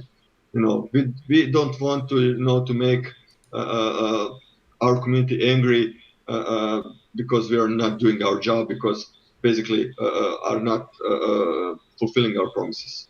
Some things which we have said might not be possible, but I believe that majority will be. So here's a nice question that somebody just posted now. As we know, there's a big wall around the SCUM map at this current stage. It's actually a two-part question. Will the map be expanded? And if so, as we can see already, there's different climates and vegetation on the map already. Will there be different predators for each, shall we call it, section of the map? Okay, so this kind of thing is huge spoiler. If I start talking about that, I would rather not. I can say that the map will be expanded, not Oh, in nice. the way not in the way that you think. Oh, now I'm interested. Not in the Now way I that really you want to. think. Now I really want to know, man. Yeah, and much earlier than you think, also. Oh, But what is behind the walls for now will stay secret. Uh, let's oh say man, I'm that so pumped. let's say that it's really, if story wise, it's really similar to Westworld series. If you have watched the Westworld series, that's the even I might not even have to tell you that, because it's maybe even too much. So Okay. this is the Westworld. How the Westworld is constructed, it's what you can expect from the other side of the walls. So Man, Okay, that's very exciting. interesting. Oh, now I'm really excited. I know. Thank you for that interesting answer. That was a really good one. Now I'm gonna go watch Westworld again. I know. People are freaking out in the chat now. Yeah, mine too. Mine too. So there's one more question I've got, also relating to this. Is it's also a two-part. Metabolism. How far is the metabolism rework, and are you guys planning on implementing negative things for the prisoners, like smoking addictions, Oh yeah, that's a good one. alcoholism, things like that? yeah, of course. Matt, let me just try to go through metabolism and all the confusion about the metabolism and accusations and everything, and we are pretty much ashamed, especially the guy, one our lead programmer who is really like thorough person, and he's doing metabolism along with me.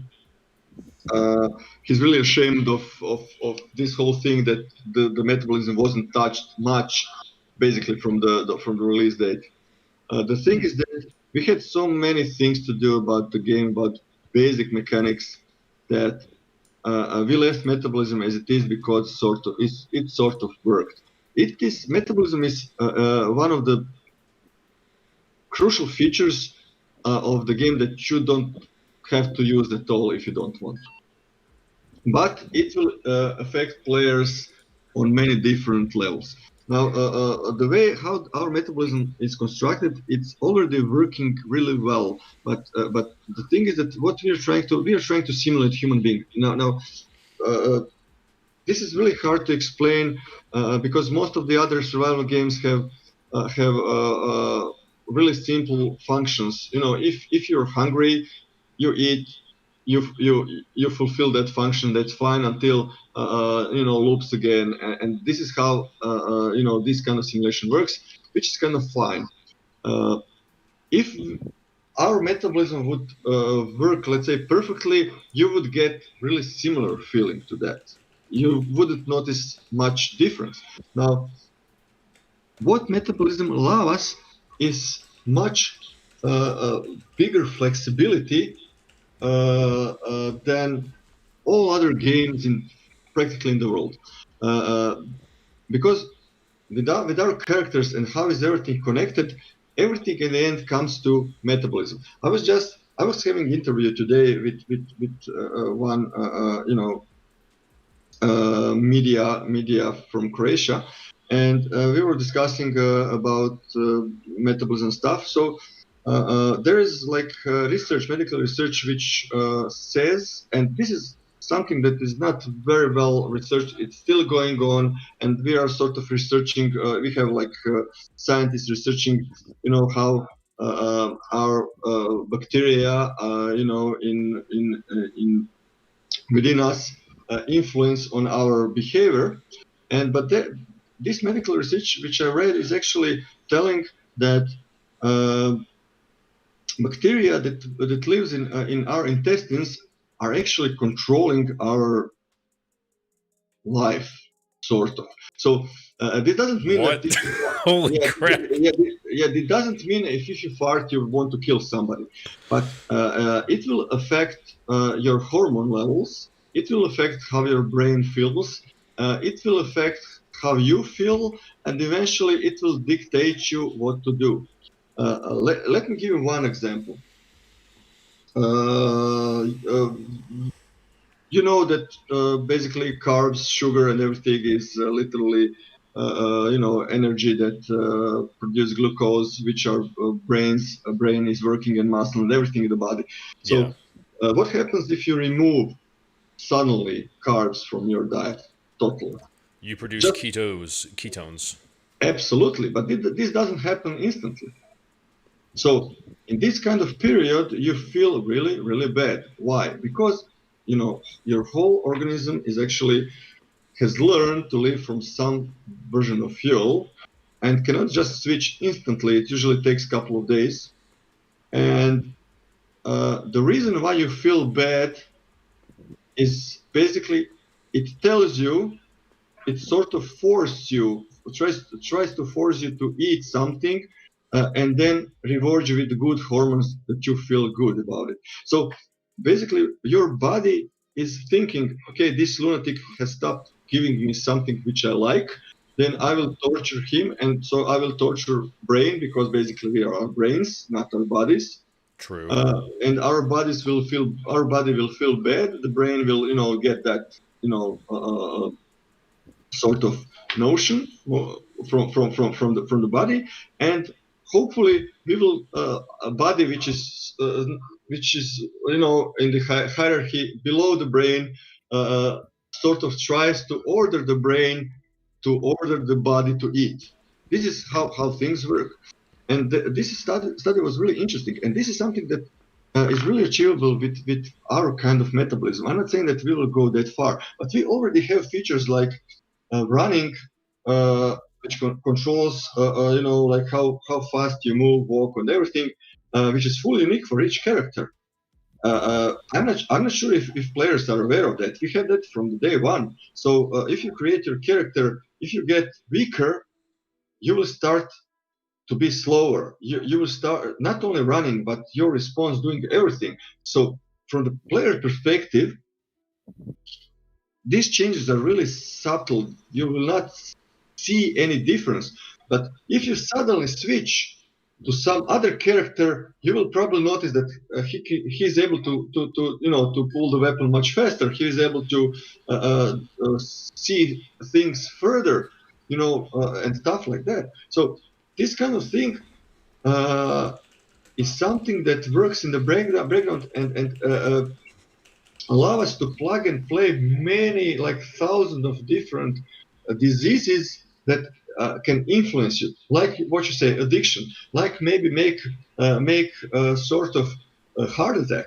You know how heart attack happen in most occasions. So you have people who are usually like big guys, fat and stuff. So they have a lot of cholesterol. Their veins are full of like clogged with this kind of shit. So Yeah. early in the morning. So this is perfect example how metabolism can work. Early in the morning, you have a guy who has this kind of symptoms, and in most cases he's fine, totally fine.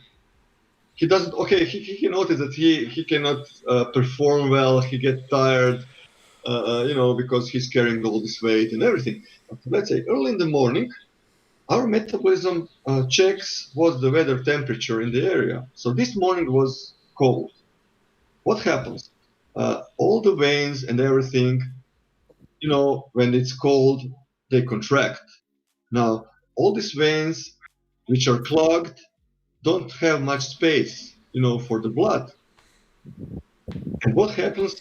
First, he feels pain in the shoulder, then he gets heart attack. So, connection with metabolism through weather, like two things, inflicting something to character, which reflects on his attributes and everything at certain point, which could be point where he is laying on the ground, which is again cold, and trying to snipe somebody. Is somebody coming? Did you hear somebody? Maybe wolves. No. No, keep talking. There's a bird behind you that I want to kill. Yeah. Okay. I don't like bird behind me. Yeah. So this kind of thing is something that metabolism allows us to do, and that's why it's fully unique. Yes. If you're getting what I'm trying to say. So yes, we will add drugs that boost your abilities. We will add smoking. We will add addiction to smoking. We will add possibility, that you can try to quit smoking with, everything that happens, and we will get working them all together the same place. So you might be ex-smoker or ex-junkie who has a heart attack in the middle of snow and hypothermia at the same time. So this kind of thing is fully unique to SCUM, and I really doubt that any kind of game will achieve that, because initial metabolism that is currently in the game took us around 6 months just to put to paper. Now let's talk about the future metabolism and how it's far to be completed. Actually, it's really close. The thing that still has to be done properly is basically digestion and how things are distributed, and things related to medical stuff, wounds, healing, stabilization, and stuff like that. So this kind of thing will hopefully be out before 0.5. So we are not planning that for 0.5, but before. Okay, that's quite nice. Will sleep, the need for sleep, be part of the new metabolism? And will there be stimulants to combat this, like coffee, adrenaline, things like that? It depends. I don't have any issues with that. Within design document, I have added part that describes accumulated fatigue, which can result to sleep. Or not that I'm not sure if we should force somebody, that plays just drop and start sleeping, because it will feel unnatural. But what we can do is make side effects of sleep. Of course, it's possible. Negative side effects like hallucinations and things Yeah, like that. and make possibility that if somebody goes and lays to bed and sleeps for, let's say, unrealistic time, but let's say minute or two, because nobody wants to play the game where you have to sleep half an hour to restore your character. You get miraculously restores from this accumulated fatigue. So yes, this is planned, but we can add it, and we will probably add it, but it still depends on how community will accept it. So it might be, eventually removed from the game if it's too annoying. Okay. Do we just have it in the future? Yeah, this is a little bit of a different question. Why are all tactical jackets darker than other cloth elements from the same set? Was it planned, or was it just a mistake or an oversight? I didn't understand. They are darker. Yeah, they're darker than the pants and stuff and the shirts. The actual jacket is darker. Yeah, it's probably a mistake. If please tell that guy that just report it and we'll fix that. It's not. Hey, I got a lot of people are asking about character creation. What can we see in the future about different cosmetic options and the expansion of the skills and attributes? Yeah, so attributes will more or less stay the same. We will not add additional attributes, but because they're already really good describing the character. What you will be able to do is to improve intelligence with time. We will add system of learning of books, and you'll have to find a lot of different tomes and stuff like that, and sort of learn, and eventually your intelligence will improve. But we will also make these kind of features are sometimes dangerous. I'm talking about options that you reduce your intelligence if your intelligence gets reduced if you get shot in the head. So this might not be accepted well. So we will try to see how that works. From other things that will be changed regarding the character creation is we will change how the points are distributed, because I'm not happy with how characters look currently in the game, because most of the characters looks unrealistically like built up like bodybuilders and stuff like that. This is not natural. This is something that has to be earned through proper diet and weightlifting or exercise. So they just dose up on steroids and SARMs and call it good. Yes. So we will add this kind of options in the game, but in the future we will change characters that most of them will be pretty much around 3, not around 5, and pretty much skinny or medium build, or maybe fat, which is like most ordinary look right now. But really like fit characters, muscle characters will have to be earned in the game as achievement. So if in future if you see a guy who is really strong, and powerful, that this guy has played the game especially with metabolism side, eating and exercising really well, because this is really hard stuff to do. So this is other thing. And from side of skills, one of the skills that you might expect to be implemented in, let's say, fast. I was talking medical skill, completely reworked. This will be something I will not talk about details right now, but this will be something groundbreaking. You will not see it. You didn't see it in any kind of game. It's actually waiting literally from almost 2 years. No, it's actually waiting. Yeah, almost 2 years. And original idea came from the guy who is our supporter from the community, actually ex-ranger medic, who also plays the game, who made sort of layout of how this would work and how he would like to see it in the game, and I filled with everything else. And I think that this system would be quite good.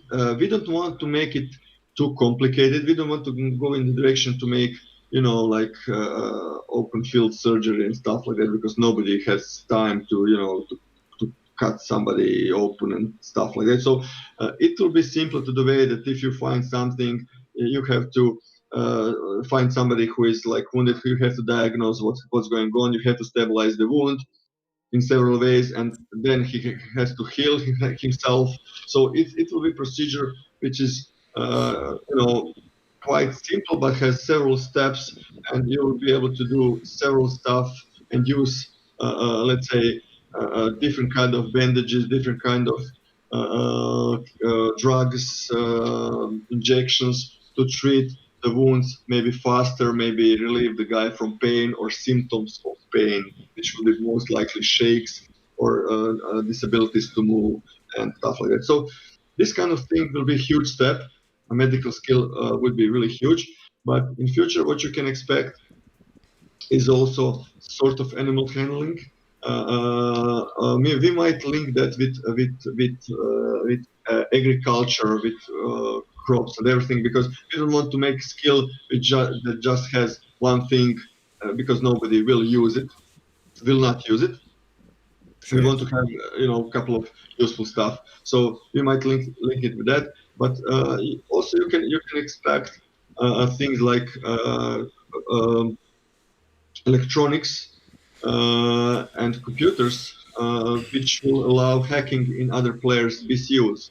So basically, we will have hackers in the game. So basically, players who are good with hacking will be able to create like tool, like weapon for them, which might be a laptop, sort of tablet, or maybe some sort of smartphone.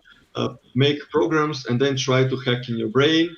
You will have a mini game to defend yourself, but eventually they will be able to get a certain amount of control over your character. While they are controlling your character, they will not be able to control themselves. So this kind of thing will be added much later, but also it's Will we be able to hack the sentries? yes. Oh, that's awesome. Ooh. That's awesome. That will be really cool. Yeah, there will be skills, of course, like flying, simple airplanes, choppers and stuff like that, motorcycling, of course, sailing, of course, it boats, fishing, many other skills. So you will have really, really many options to choose. And again, it's really important to say about that our system in soft skills is fully unique. It gives you so much flexibility to choose from and to advance through this like experience points, simply like doing stuff. You can create fully unique characters. It's something that we don't see any games, any competition that has something like that. It's really connected to also to metabolism of the character.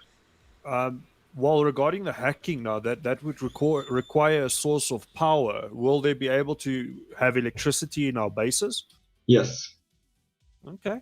That's You will be awesome. able to have electricity. We also had like really like fucked up idea that all this electricity comes from this dam in the middle of the level, and maybe if somebody controls the dam, can turn off the electricity for everybody on the island. I'm not sure if that will be annoying or not, but there will be also solar panels and stuff like that, so you will be able to have some sort of power. But yes, electricity is planned. It's planned to have like even protective fences with this kind of stuff. Ooh. Yeah, so this will come eventually as the game grows. And then, sorry, I've also got another one. Will there be more girly items? A lot of the girls want their pink dresses and handbags and stuff I like think that. that certain part of men also want that, but they Yeah, don't want well, to. I didn't want to say that, but yes, there might be I some men think that I want think the that's makeup. your idea. I think that you want it. Okay. Yes, I Yeah. do want it. Uh, let's say this way. Let's put it this way. Let our girls write what they want, and we will make special update only for them. Okay. So they have to get together. They have to find a way how to communicate stuff, make us a list of stuff, and we will make it happen. At least there would be a way to satisfy a woman that way. Girls want ponytails and girly tattoos. This is out of the chat. Can we please have this? Yeah, of course. Why not? Hairstyles will come for both men and women in the game eventually. We will get a lot of new faces. We didn't bother with cosmetics so much. I know that people get frustrated because you have a game in 2 years in development that you still have like same amount of characters and everything. We have a lot of faces. We have scanned most of the team because we didn't have money to buy them. So we have to use photogrammetry to scan our faces. That was not like we want to put our face in the game.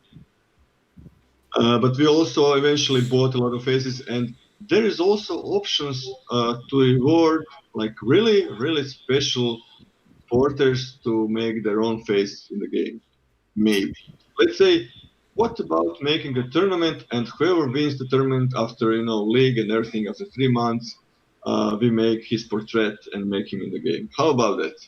That's a good idea. The community would love that, actually. Or we can make that all characters make little poops with his face on it also. So I would take be a nice. shit to my faces on it. That's actually pretty dope. Yeah, Maybe, that would be nice. maybe the worst guy would end up on the pool.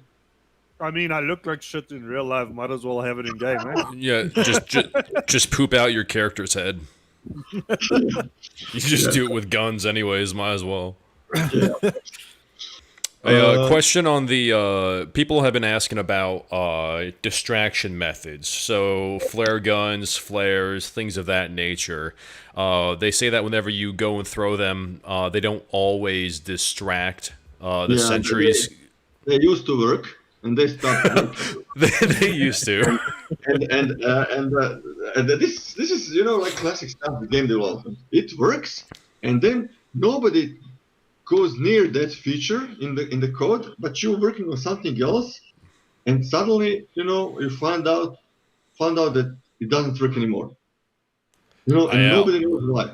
The thing is that it's quite annoying because I used to use them when I was playing a lot online, and I had a break because of the work and everything, and I didn't play for a couple of weeks or months, and I went to the bunker, with flare and everything, and I was pretty much safe, and I throw the flare and got shot. So what gets you frustrated in the game also gets me frustrated in the game. And my guys don't like for me to be frustrated. So if something like that happens, I'm usually pretty much pissed off, and I go yelling and stuff like that for these kind of things to be fixed.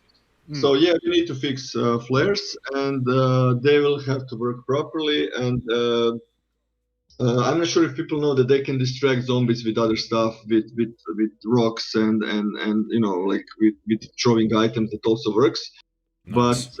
yeah, that actually works from day one. You can actually you know how you can hide from puppets and how they work. Um, we didn't make a video about it. Maybe we have a lot of features that we didn't cover. We didn't have time to cover with videos. But basically, if puppet hears you, the puppet will run. It will run directly to the location where the sound was created. So if you're on that location, it will start following you. But if you turn behind the building, let's say some house or something, uh, the puppets will go to the last location where it sees you, and then will try to see you again. And if it sees you, it will go. So if this kind of house is allows you to go to turn by 2 turns, and then you just lay down and be quiet, most likely puppet will stop because after the first turn, it doesn't see you anymore. So actually, there are ways of avoiding them if you are trying to be stealthy. You can use bushes, for example. Also, bushes work really well also against sentries and puppets. So if you hide in a bush, and especially if you have camouflage clothes, most likely puppet will have to come to you really really near, like almost step on you to see you, to feel you, but you shouldn't make any sound like move in the bush. So entering bunkers is really it's much easier if you're planning to go run from bush to bush and then run to the door. I'm not sure if people know that.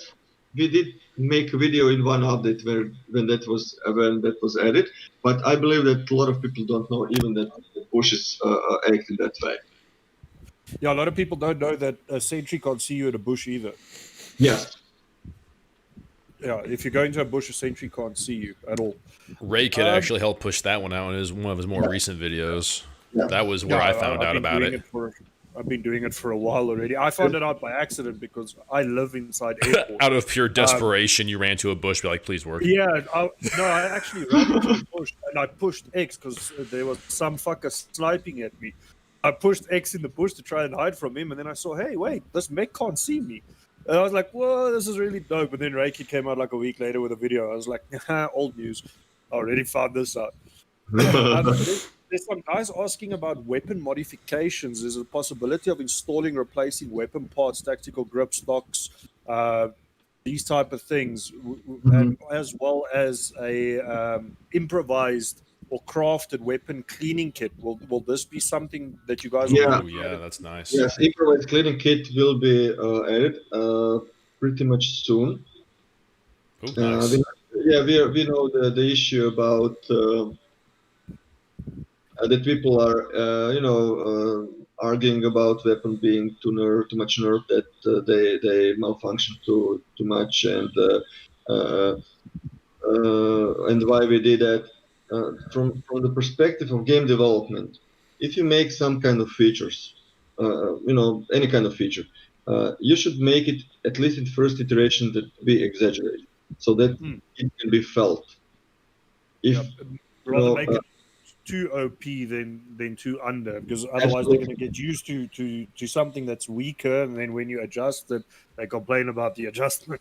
Yeah, absolutely. So we wanted to see how it works when it's a little bit more sort of powerful with malfunction stuff, and it will be adjusted. It will be normal, but we will also add a weapon maintaining cleaning kit, which might be improvised. We also have a couple of more solutions to make sort of weapon maintaining kit and weapon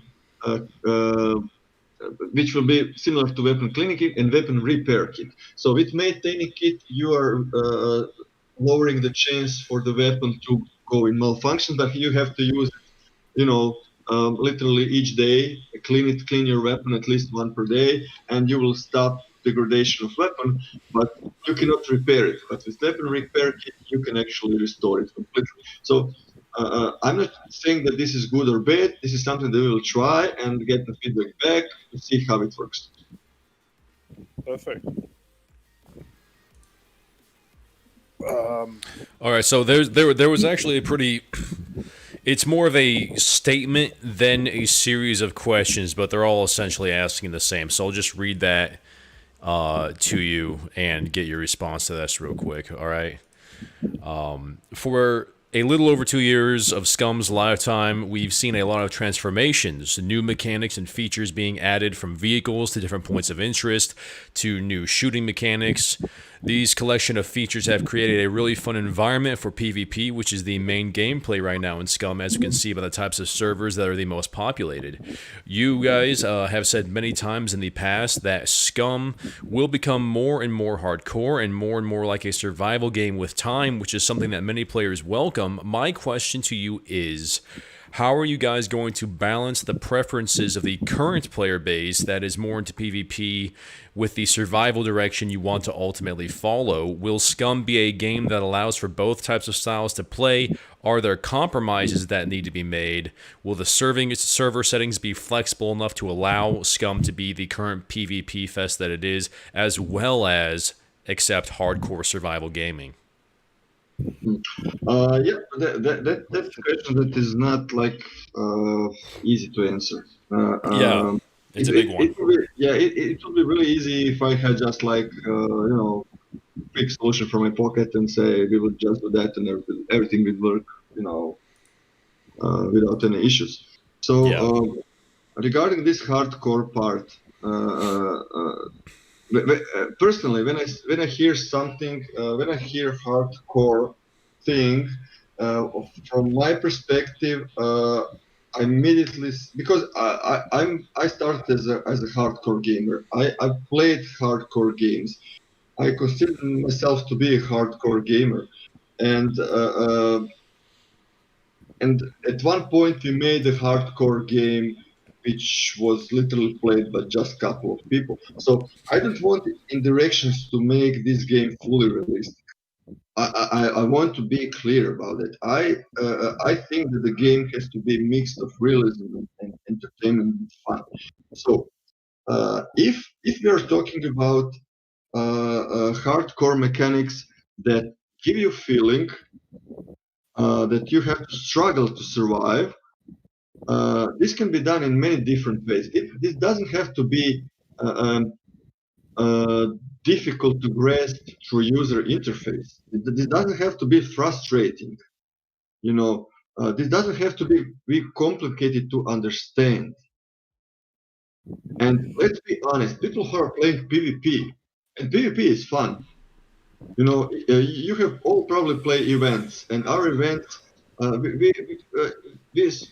they're sort of in a way, they have been a little bit upgraded with last zero point 0.4 version, and they're, let's say, enjoyable to play right now, a little bit more enjoyable. Yes. But you know, PvP is fun. Killing other players is fun. Competing with other players is fun. And I believe that players who are playing PvP are not dumb players. You know, although PvP is not that like time consuming and difficult, and as maybe building the base and trying to find the best location, trying to find risk and find the loot and everything. So huge amount of eventually when you start adding PvE elements linked into the game. These PvP players will have to go to certain amount of PvE elements to get their stuff. And no matter what you say, these guys are not stupid. And what I'm thinking, and I'm probably right, is that uh, if you make things right, if you don't make things too boring, especially and too difficult, like for example cooking right now, which nobody can understand how cooking works, and if I start talking to you, explaining how we did it and how the radius and how literally functions like a real barbecue, but it doesn't work in the game, you know, if you don't this kind of mistake, if you keep things, you know, simple enough but challenging, I believe that these PvP players could be easily transferred to not to become PvE guys, but to be guys who are using PvE to get to certain PvP. So Scum as a game was never designed as a only PvE game or PvP game. It was actually designed for any kind of players. I'm not sure if you know, but I have a son who will be soon be 10 years old, and he started, 9 years old kid. This is not a game for him, literally it has too much elements. But basically, uh, uh, uh, during this couple of months with Corona and everything, when we work from home, I actually use him as a tester because he's a free labor. He has to earn lunch. Yeah.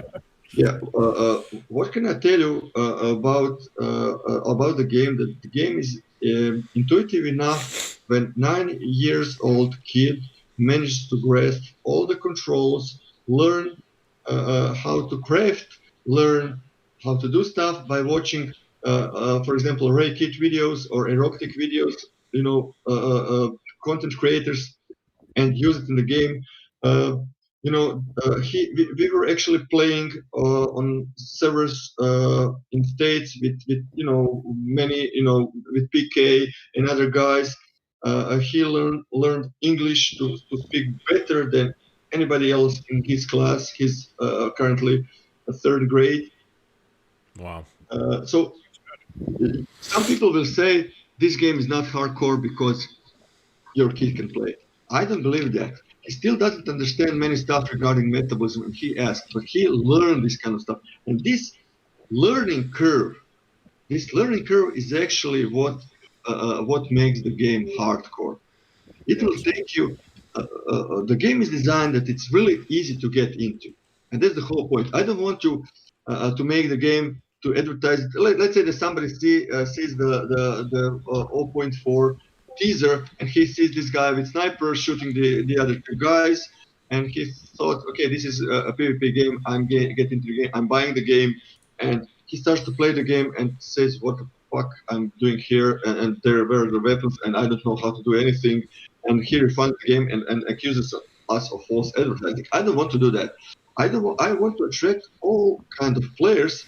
I want to give them really easy access to game, but I also want to give them a long curve of learning to get to certain level.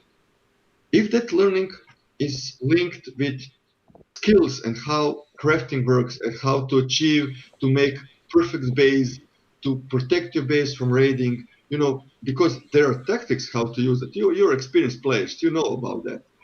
If that a learning curve is more in direction of story-wise going through missions and trying to finish the game surrounded by all the players, it's another option.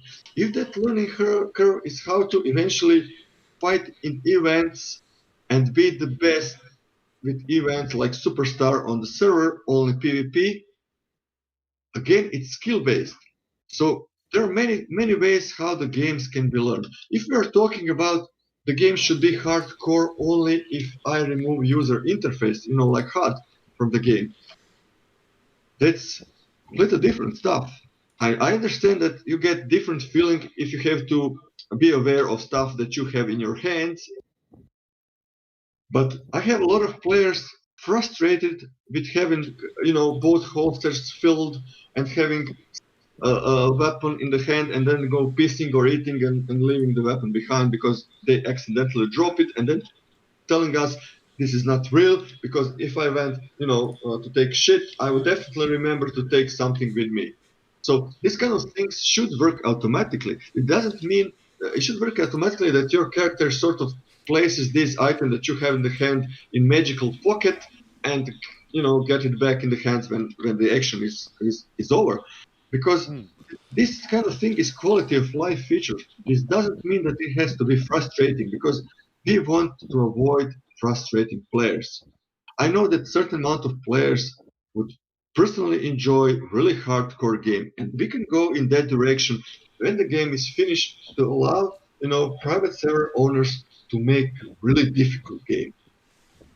Because I understand that making solving difficult stuff give you much better sense of achievement, which is respectful, but not all people want it. So my idea is that ideally I would like to have one server filled with different kind of players. Some players, let's say, who just newcomers want to see what the game is all about.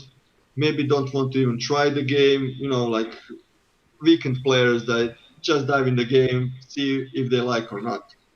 Maybe they will Well, there's find maybe they will find something in the game which will make them stick to the game and see maybe learn something else. Other players who are maybe more focused PvP players who hunt down other players, raid base and stuff like that, eventually again maybe find story-based elements and decides to pursue the story to gain maybe some sort of more PvP elements like cargo drops with special gear which will help them in PvP, but we will try to hook them up with PvE elements. And then again, maybe have players who are just PvE, who are fully role-playing the game. Eventually, I think that this will work out. I cannot tell you how and when. It's really difficult, but if we give people enough options to do, I think that it will work out. I'm positive about that. It's a long answer. Hopefully I managed to answer. That was a fantastic answer, honestly. It was very in depth. I'm pretty sure everybody who's watching appreciates the amount of concern that and thought that you're putting into just the entire aspect of the gameplay loop and the player experience. So thank you for that.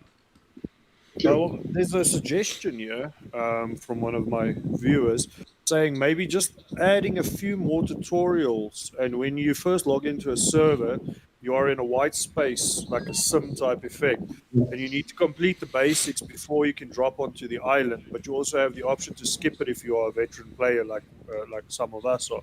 That is an option for some of the newer guys. Yeah, absolutely, yes. I'm full aware of that. We certainly like this kind of thing. We created a journal, we created sort of the first step, but again, this kind of thing has to wait the more complete state of the game.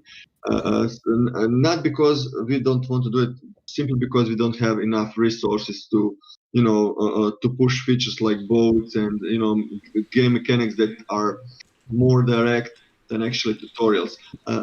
My hope is to rely on you guys, basically on content creators, to create this kind of stuff and explain to our audience. Of course, there is always a gap because people will have to find you. If you have any idea that we from our side can help you, for you to gain, bigger reach, to grow your own communities, to work out something together, we are fully open for any kind of ideas. I just want to know that you to know that from our side, we are currently more focused on crucial stuff, on features, on especially optimization of the game. We are sick and tired people, accusing us that the game is running slow. We did a lot of optimization, tons of it. When I see games released, and I will not go with names and everything, but when I see the games released in early access done on Unreal Engine and how they look and how they perform, I know what these guys have to do. And because we Scum is went still to, one of the prettiest games out there. I'm not gonna lie. sorry?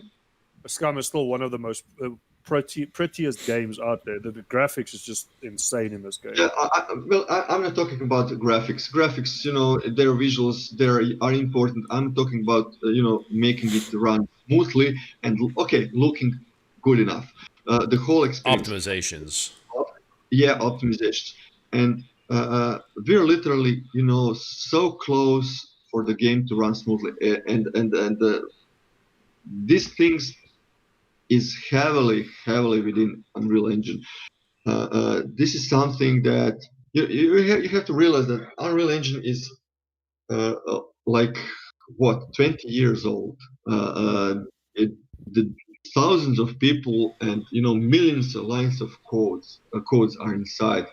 It's a maze, labyrinth of everything. If you want to go inside and change stuff, you never know what you will break. Support from Epic is not, I can understand that they don't have enough resources to support anybody. They try answer to your questions. You have to provide them with bulletproof examples of bugs which are sometimes really difficult because something will not break in isolated state, isolated world, but it breaks regularly in the game. So at the end, you find out that you have to dig in and change these kind of things by yourself. And some stuff are so heavily coded that are really risky to change, and some stuff we're still researching how to avoid. And it is quite problematic, but we are really close to have fully optimized game and a fully like smooth streaming and everything. And what you have to realize that Scum is right now the biggest, or one of the, let's say, top three, the biggest game. I'd say the biggest game made on Unreal Engine. Fortnite, PUBG, any other game doesn't have so much burden on engine, on server like we do. When you take in consideration all these things, it runs really well. I have currently 85 FPS, and my PC is okay. I'm looking just my two ugly faces, but my PC is CPU is Intel Xeon I don't know, 3050 20, which is like 8 years old plus, something like that. I have 16 gigabytes of RAM, and I have 1060 graphic card. Uh, you know, it's not like powerful. I have more powerful PC at work. It's still not too powerful, but when we released the game, I couldn't play it on the same PC. It was too slow. So, like going from 10 to 15 frames per second to, let's say, 60 to 80 frames per second is a lot of optimization. So things are optimized, but there are glitches within Unreal Engine. They are causing these temporal hold-ups, hiccups while you play, and we are handling that. Unfortunately, we will have to handle that. Awesome. I We have a appreciate that. very South African specific question, unfortunately. Sorry for everybody that's not South African. How dare you? We we can't open any private servers in South Africa. Um, is there any way that you guys could help to get us the access to G Portal to get ZA servers? If not, would it be possible for us to source a local host that would be willing to host Scum on a local service, Yeah. on private service? We know about that problem. It's not like South Africa issue. It's all over Africa. And G Portal has told us that they have really shitty infrastructure there. Yeah, well, we did this for Escape from Tarkov. That we actually found a local host that was willing to do a private well, it's not private service, but it's South African service for Escape from Tarkov. Okay, so yeah, Would that finish. be an option? Yeah, so that what is possible now? People are asking us all the time when the dedicated service will be available, and they will be available when we get closer to 1.0 version. Right now, we have so many updates, we have so many changes.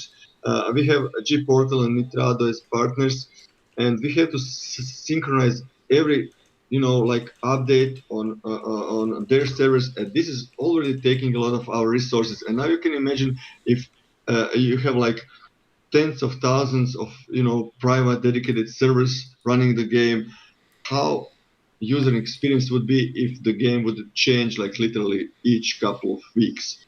It will Yes. suck, The thing and is, we are able to have official servers in South Africa, but for some reason they do not want to allow us to open private servers. oh, that's strange. Yeah, That's we've strange. got three Okay. official. We've actually got three official servers for South Africa, but The problem is that the guys want to do private servers so that they can, obviously customize the server to their player base. Yeah, of course. Yeah, of course. And G Portal just doesn't want to support us on this. Okay, let me. I don't know. I know about issue with quality of hardware they have there. I didn't know about that. What can I say? That I will talk to my guys on Monday. With our CMs, they probably know more about that, or maybe they're not aware of these things happening. Also, what I would appreciate if your guys, whoever has that question, just reminds me, or maybe you can remind me on Monday. I'll remind you on Monday. That's not a problem. Because I don't want to forget this kind of thing. I have a lot of things happening, and usually I just say to people, I can do it right. I cannot do it right now. Just please remind me in a couple of days. And No, that's not a problem. I can remind you. okay. If you could help us with that, that would be really great. Because it's really shitty to try and play on 180 ping against guys with 20 ping.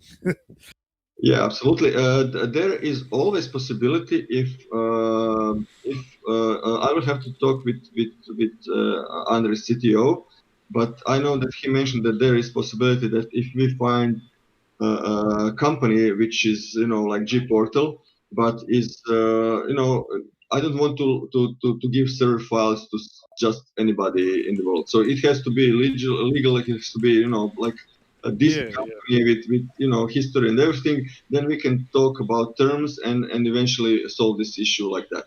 So I believe this is also a possibility. That would be great, Joe. Okay, so any more questions? Somebody just asked about is there any balancing towards traps in general coming to the game in terms of placement or power or crafting or something like that? We have received feedback about especially mines. We already made some changes about recipes. We received a request that mines can be like placed by owners only within the flag, and owners could be only like see them their position in the flag area. I think that we will fix that like that. We also plan to add mine detectors. Mm-hmm. That's pretty dope. Yeah, and there are a couple of more things that I cannot remember. Let's just check if I can see the document right now. Here, if I have it. Oh no, I don't have the link here at home. So there are a couple more things about mines and how I know that there are like 7 or 8 things that people complained about mines that we are planning to change. So yes, mines will be balanced. We'll try to achieve some sort of fairness because we don't want. Of course, I first when I build a base, I want to place mines around them and to protect my property. But I also feel that if I go placing improvised mines in poised or stuff like that, or where people go and loot, and people that can be frustrating. But if I, for example, can step on my own mine in that areas, then that might be a huge risk. Or maybe if these mines that are placed outside flag area expire much faster. So this will definitely make people think if resources they spend are worth of placing random mines around. So we are thinking about that. We have several complaints and several requests and good suggestions that we will add to try to balance this kind of thing. And the same thing applies to lockpicking. Lockpicking did went through a decent amount of balancing, and it's quite more difficult to lockpick right now. But there is one major issue with lockpicking is that people which bases get raided usually don't see the effort and everything that comes before lockpicking, of gathering stuff, of finding screwdrivers and everything that takes maybe days. to get through a couple of locks. They just see the database has been raided in a couple of hours. So my base also got raided a couple of times, and this is not a good feeling. It's really terrible and makes you angry. And and since I'm sort of developer, I'm also admin, and it also made me go to the dark side to try to find out who did it. But I sort of didn't do it. But I got emotional, really. So I understand that feeling, and it's quite important that we as developers know how people feel, in the game about things that happen to them. But what we will do, and this will come really relatively quickly, are the new ways of protections that come also with locks. And this will be initially a couple of first alarms that will work in a way if somebody doesn't fails in lockpicking. If he activates or she activates the alarm, alarms goes off, works for a certain amount of time, attract or spawns puppets around the base. So basically makes whole thing much harder, because the guy will not be able to lockpick at the same time and fight off a couple of puppets that are coming around. We will make different kind of level or grades of these alarms. So the hardest one, the biggest one, will attract a lot of puppets. So this means that it will stop the whole process, or maybe even attract other players who are in the vicinity, to come and check what is going on. The other alarms that will come later in the game will work in the way that if you place it, but they will be more like electric alarms that would be tied with the lock, but not in a way that they will be activated if the lock is broken. If the lock was lockpicked, but if the door was open without diffusing this alarm. Now this alarm will start sending messages to your private phone in real life, or your email. So you will get instant SMS that somebody entered your base. That's interesting. Yeah, this is not easy to make, and this unfortunately also has some regulation with private information, because we cannot just take your email. So we'll have to find a way how to handle this kind of thing from the legal side. But I just want to say that this is also a possibility. So in case in 2 a.m. if you get alarm that somebody has broken into let's say your first line of defense, you have options to continue sleeping if you can, or join the game and try to defend your property. So there goes offline raiding. That's pretty cool, actually. That is actually really cool. It's pretty ingenious. I just want to say again that this kind of thing is not easy to make, and it will not be added any recently. Sure. Yeah. I've got a couple of suggestions from the community. One is, and this person is really sick in the head, but I really like his idea. Would it be possible to stack up bodies on the back of my pickup truck? I want to drive around with my victims until I get to the location where I can dump them.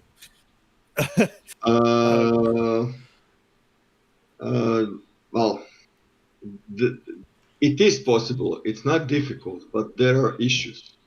What issues are problematic with this kind of stacking stuff and driving? Now, physics and network are really sensitive stuff. You've probably seen the bug that we had with vehicles right now, when suddenly when they touch something or something gets in collision with vehicles, they just just fly away, be teleported, and fly around the level, and you probably die and lose everything.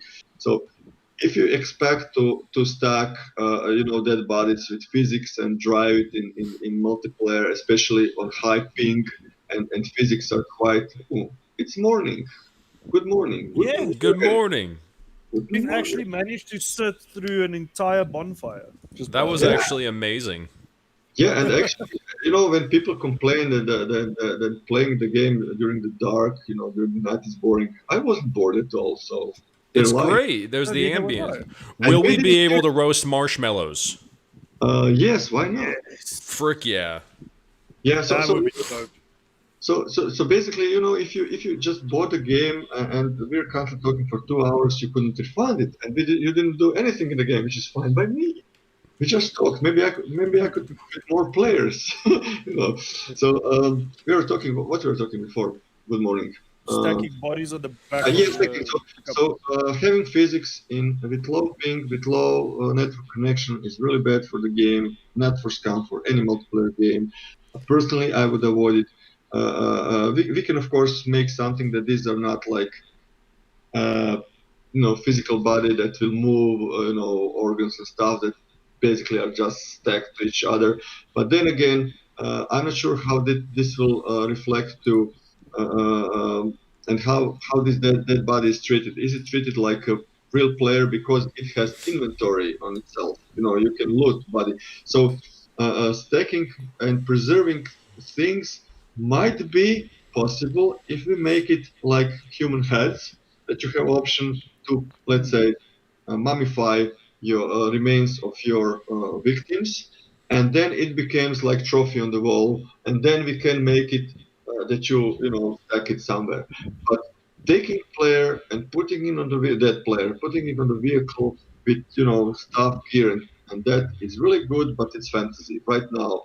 Not because of scum, but because of how technology and networks work. True. And I'm not programmer, but I already got like a little bit angry because of that. And if somebody of our network programmer is listening, is probably jumping through windows right now. So it's not easy stuff. Multiple item selection to drag and drop into boxes. Also, the unpacking of boxes of bolts. Yeah.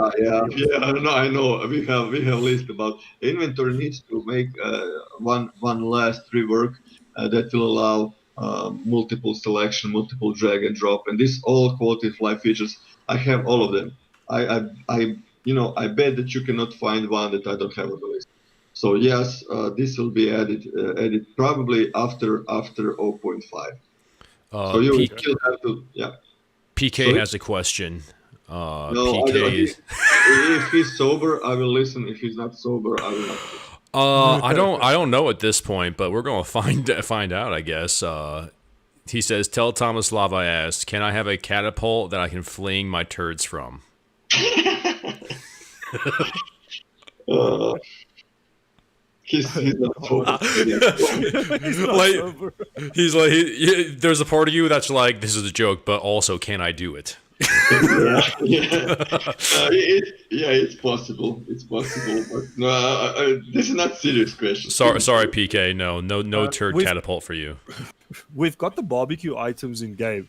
The little gas stove and the barbecue. When can we expect to actually be able to use these? When we add cooking skill, we're still looking for the best inspiration for cooking game. This means that we're looking for the best cooking game to steal features from.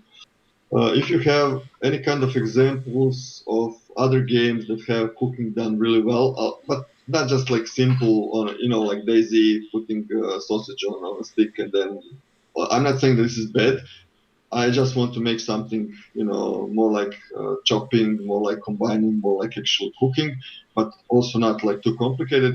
Then you will be able to get all this nice stuff and basically cook. Well- Maybe we'll make one iteration just to make things, let's say, like DayZ, which is quite simple, just to allow people to basically, sit near the fire, actually hold a stick and fry something. But eventually, we would like to have proper cooking skill with benefits from cooking from food. So basically, I thought I heard something. I'll be alone on the server. No, there's people on the server, but they can't get to us. We're on an island. Ah, okay. I'll do a patrol So just in case. This is a really good question and a suggestion at the same time. Will tree climbing become an option? Will we be No. able to build tree houses No. at a later stage where we can live? No to all of them. No, No, no, no. This was one of we had when I was setting up game design document and writing all the stuff. We had one kill that was called, if I'm not mistaken, parkour, something like parkour, like climbing and stuff like that, and that will allow different types of climbing, rope climbing, and stuff like that. Oh God. Oh god. He just ate an entire cake. I'm sorry. Yeah. Ignore me. This is terrible. Yeah. You're making Tommy puke. Yeah. Maybe we can make options that people can eat your vomit, which is still warm, That would be a warm nice one. stuff. That would be A interesting. nice cup of Actually. vomit soup. Yeah, no, nobody wants to waste food. So the thing with trees, it's how trees are handled. Trees are not handled like houses and models. Trees are basically procedural generated stuff. So this means that they work on a certain way and have to follow certain rules.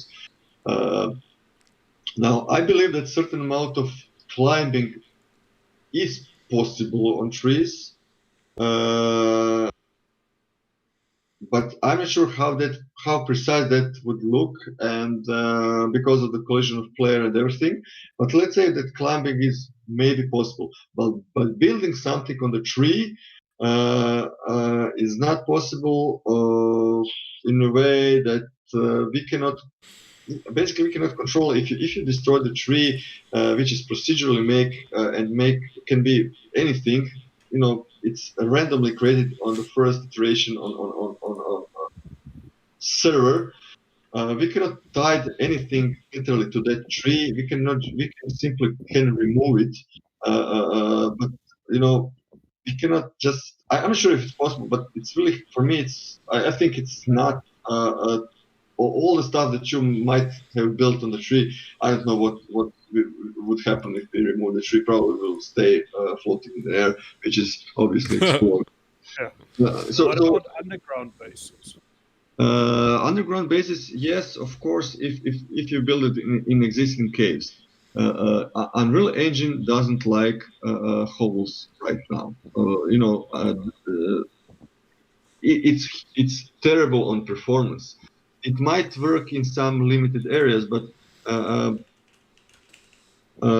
just digging holes in terrain which is huge as ours.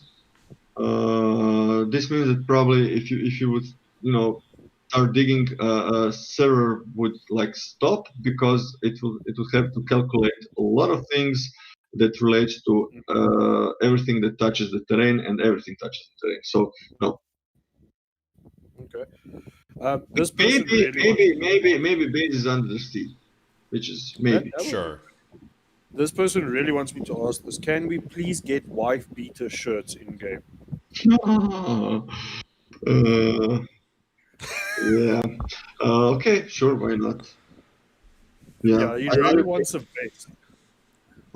I don't have any issues with that. So They really want wife beaters.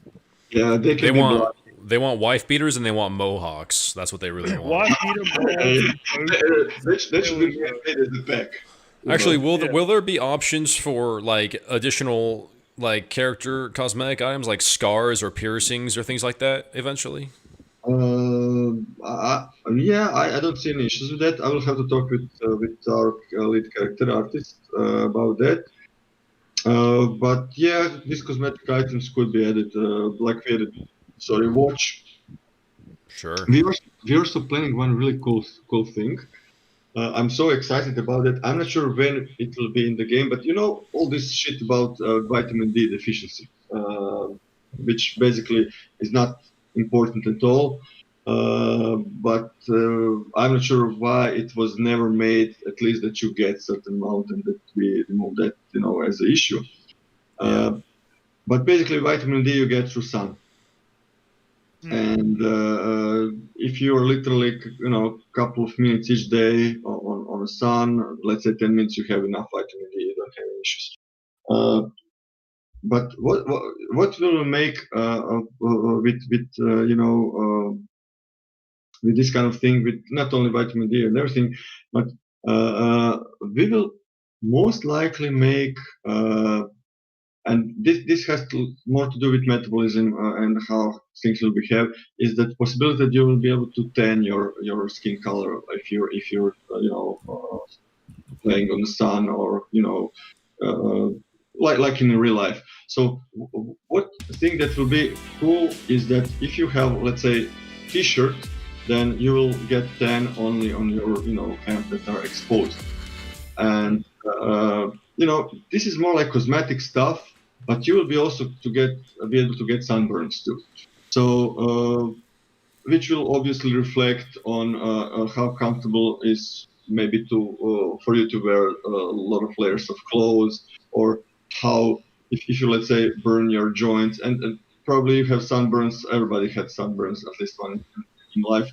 You're pretty much limited with the way how you can move this bigger joint like knees or elbows, because basically your skin is fully tight and everything. But from visual perspective, you'll be able to sunbath and have like 10 from vacation, which is kind of cool for me. I'm excited because all the combination of people who would have one color of one part of the body, and let's say fully white asses and stuff like that, which would be great. What about nationality arm tags? Would that be a thing? Yes, we already got requests for that, and we don't see any issues with especially with adding tags. This is planned. Right now, we have thing that you can actually see names of players in your clan. Cool. That this is visible in the game. If you join the clan, you can see the name. But Nice. this is not people usually say this is not realistic. But we will probably make it in a way that you'll be able to see depending on how your awareness is, or how your intelligence, which is also connected to your eyesight, or time of the day, or how if it's dark, then this will be reduced. So we will try to make this feature realistic, but one of the things that will also be added in the game would be this kind of patches. So if your character goes far away, let's say out of the range of the name, because the names are shown simply because, let's say that we know each other in the real life, and I know your names and everything, but I know your faces, and I can easily recognize you on, let's say, 5, 10, 20 meters, maybe even 50 meters, but on 100 meters, I really cannot, because you're far away. And in the game, we don't have so huge variation of heads, and people can look the same. So we sort of simulated that feature of knowing your bodies by placing name over their heads. So your character actually recognizes somebody else to certain distance. And after that distance, you'll have to make some sort of arm tag or something like that over your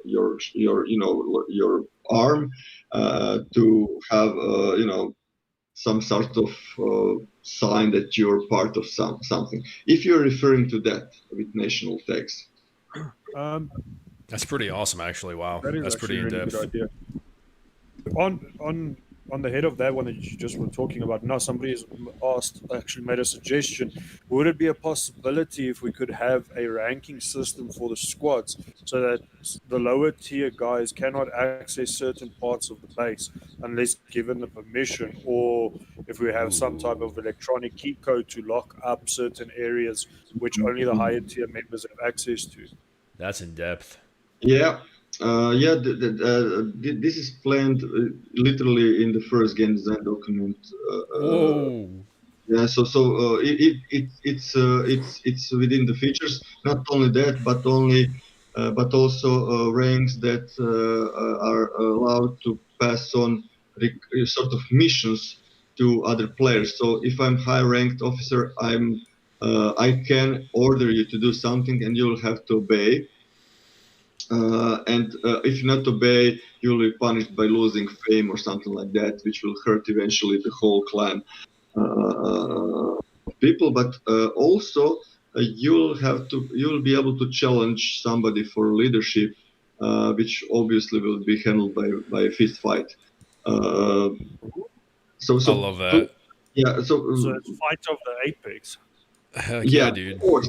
So now you have like this kind of clans fighting other clans, but you also will have like some sort of smaller scale gameplay within the clan fighting for some sort of position within the clan. Now we have made feature where intelligence sort of limits how many people you can have in clan. And this feature was not well accepted by the community because at that certain point we had clans of 20 plus players playing at the same time.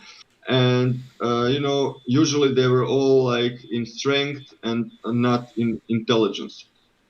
So people argue with that. I would still love to see that feature coming back because I would like to see clans more balanced and make people think more about choosing their attributes to have the most influencing clan on the island and not just like going with numbers. You know, everybody who has like 40 friends can call 40 friends to dominate the server. It's not like complicated thing. Now, where the game here is gameplay here is that if somebody is has bigger strength than intelligence, it's obviously that he can beat up smarter guy really easily, but he will not be able to control so many people in clan. So clan will have to split because of that decision. Uh, so people within the clan will have to think and play smart if they want to keep their numbers, to have leader who is smart. So I'm not sure, if this is like good idea or bad idea. Will it work or not work? We'll have to try it. Uh, but I would like to try it. I'm not sure what your opinion is on it. This you can freely comment and say what you think. I mean, I think it's That is worth a actually try a for pretty sure, good idea. honestly. I mean, why not? It could be great. Mhm. So we already talked about the map expansion, and there's obviously a lot of mystery surrounding that. But somebody asked, is there a possibility for eventual like toxic areas or radiated areas that will make us need special equipment to get to those areas? This is something I did mention earlier, but that was not clear enough. Yes, there will be special parts of the island which will have like special kind of hazardous environment that you can enter only with special kind of gear or risk getting sick or death. So yeah, what we sort of learned from feedback from many players is that Scum kind of looks good, looks nice. It has beautiful sunsets and everything, but in certain areas lacks atmosphere. And it seems that people lie. Doesn't matter how the game looks well. It seems that people love that post-apocalyptic thing with a lot of fog and mystery, something like that. And personally, I wouldn't love for the whole island to be, just put in the fog. It doesn't make any sense. But I would rather go and do it in a different way, in smart way, to make like special parts, maybe even size of a half of the sector, or maybe even full sector that will be fully unique, that will be like maybe poisonous swamps, maybe like radioactive areas, maybe like underground sink tunnels, which you of course have scuba dive to get into. But within these areas, there should be really high reward, and there should be always high reward because I don't want to get and risk really, really, to lose everything I have with huge risk and everything, and then find out that somebody has took something, or maybe didn't find anything because nothing has spawned, or find stuff that are not useful. Uh, I want to have areas where I have to get into puzzles that I have to solve, And if I solve this kind of puzzles, if I don't solve these puzzles, I find ordinary gear that anybody can find. So maybe it can be good, maybe, but every stuff, maybe something a little bit better, but a lot of like every things. But there should be like special parts with sort of lot of, maybe not a lot of, but enough really good gear that is spawned each time when certain puzzles are solved, but they have to be hard. They have to be surrounded by a lot of monsters or poisonous deadly environment. Nice. So this is the plan, and we will start gradually going to that direction somewhere after 0.5, but probably maybe earlier doing changes on the level, but you will not be able to see that. But this is something that you will start enjoying next year. Cool. One of the more deranged people in my chat, who is also one of my Discord moderators, is asking if we can ever make children inside the game. That's a really good question. I would love that. I'm coming back to playing SCUM with my kid. He personally would be tremendously happy if he could play with a kid. Sure. Because we would definitely play like father and son, and we were literally role playing all the time. I was taking him with the car to the coastline, so we were there, swimming at the sea. Then we made the barbecue. Then we went to mountains and doing all stuff related to winter. Doing basically father and son time in the game, which was great. But the only issue was that when he was like undressed, especially naked, he was a huge guy with a huge dick, and of course in his computer was everything hidden because he's a kid. Although I don't have any issues with that, but still to be careful because my wife doesn't like that kind of stuff. Yeah. But I would be really happy, and I know that he will be really happy if we add the kids to the game. Now there are a couple of things that are really, problematic here.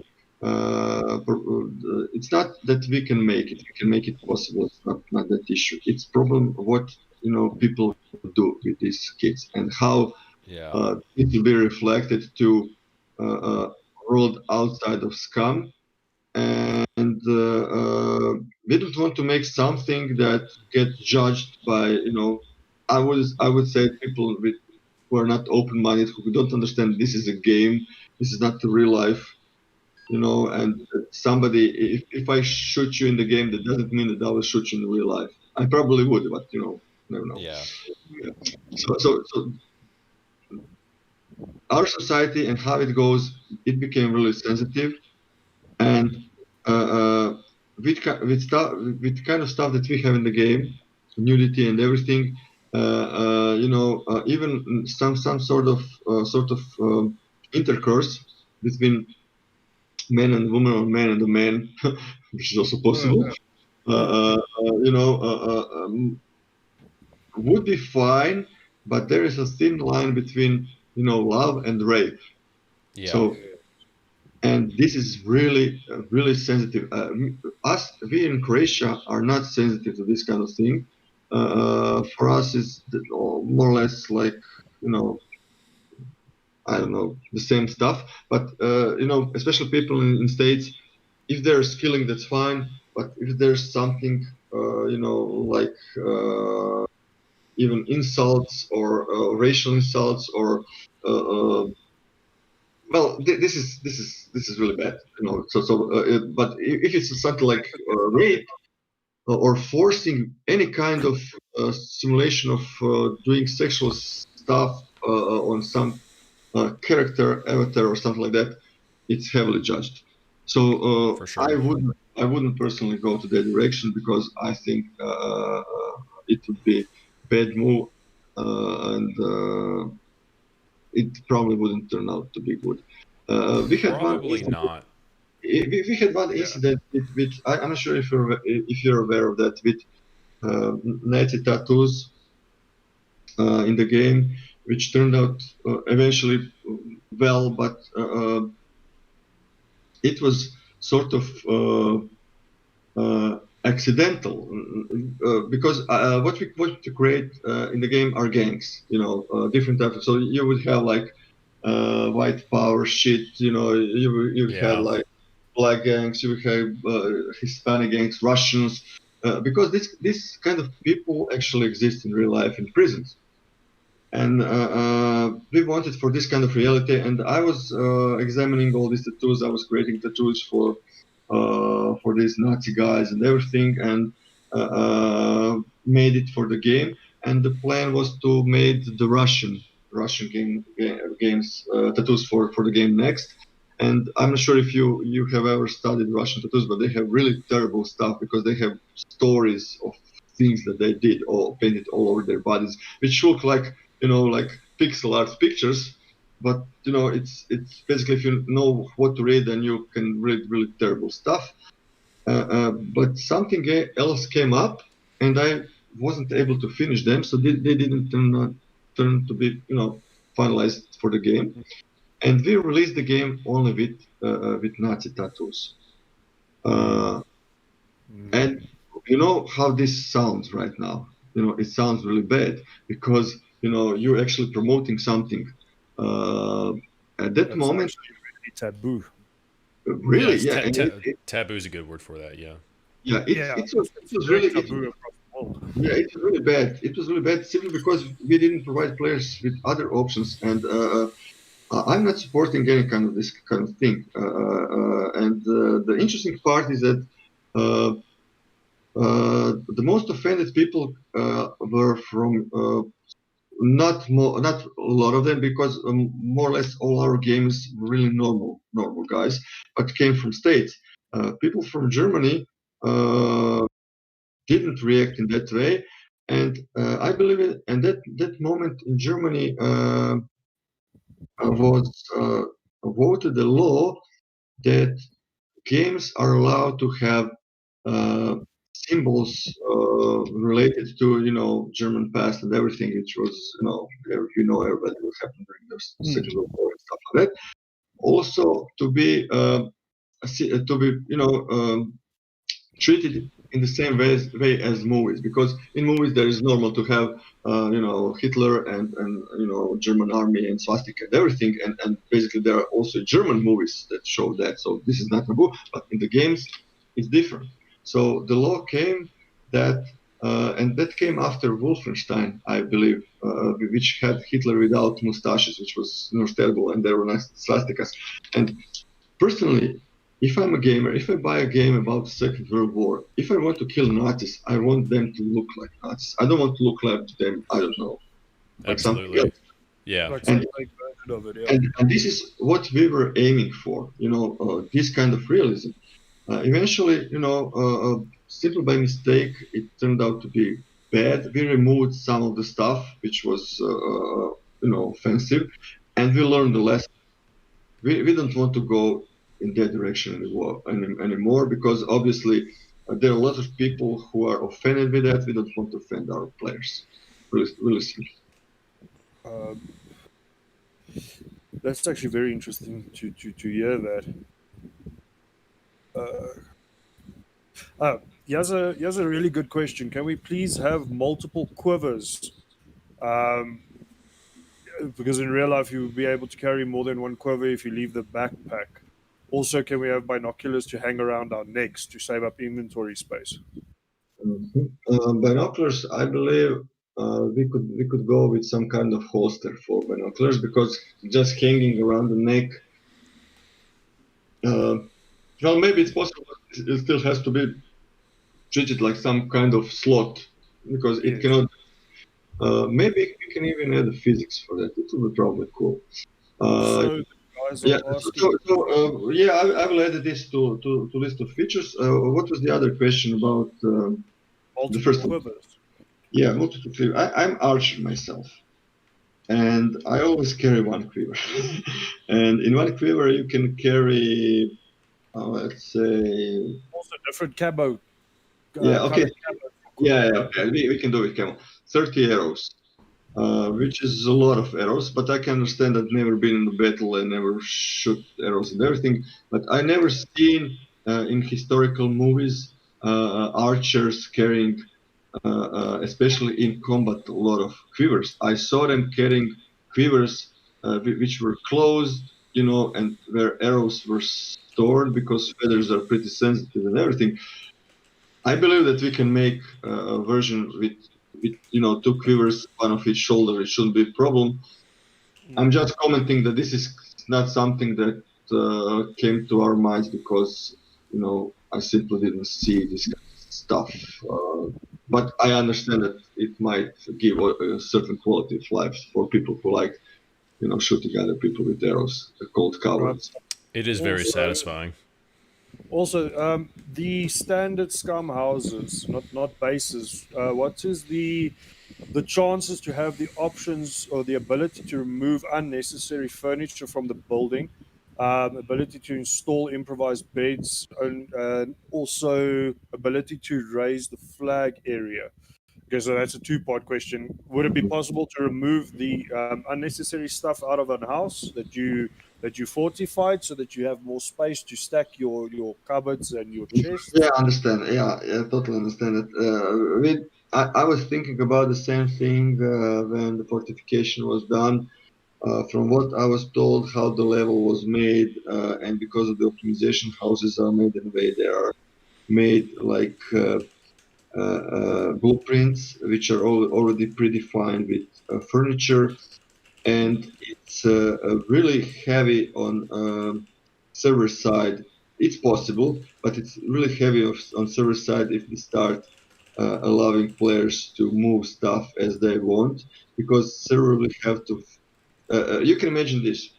As, all stuff that changes location on server has to be remembered, has to be processed somehow. So currently we have players that can change locations. We have vehicles, we have animals, we have items, and this is I'm not saying about items that are stored specifically in chests. These are handled a little bit differently, and uh, uh, they are not like handled in real time. So if you have like 5 or 6 chests full of items, they will not have huge impact on server performance because all these items are loaded when you open the chest, not all the time. But imagine possibility where you can move everything within the house, place the other stuff. This means that on the server instantly, and we have not, let's say that server that has every 30 players per day, that usually means that during one day we have around 150 to 200 players, at least different players going through the server. So you have 20 people moving stuff, arranging stuff, doing stuff that has to be remembered. So eventually this will get huge additional impact on performance. I believe that we don't want to do that. Now, what might be possible is that if you claim the house, that everything within the house gets deleted. I will have to talk about that. I'm pretty sure that people will not be, programmers will not be happy to hear that, but this might be possible. Might be possible because I still don't know how that relates to, because we have to switch house, which is blueprint, which is probably cloned all over the island in many places because that's the same model. And we have to remember that basically a certain house from certain position has been claimed and replaced by player to new one, uh, because let's say doors that can be claimed are actually not part of that house. There are separate models, so doors are actually remembered on the servers. And we did one pass of optimization by removing a lot of doors because you wouldn't believe they had decent impact on server, because server had to remember doors, their state, if they are open, closed, or locked. So these kind of things we have to just leverage. Just put it to perspective if they're like worth enough of doing to be sacrificed some sort of performance. Okay. Sure. Ray Kit is in my chat, and he has a specific question for you, Tommy. Tell him that I will be on his stream next week, and I will answer his questions then. But okay, I can do one. I can do one. All right, he can do one, Ray Kit. He's asking, will dragons be in the game? No. Sorry, sorry, Ray Kit. No dragons. Yeah. By the way, one guy from the community made this great like raptor, like dinosaur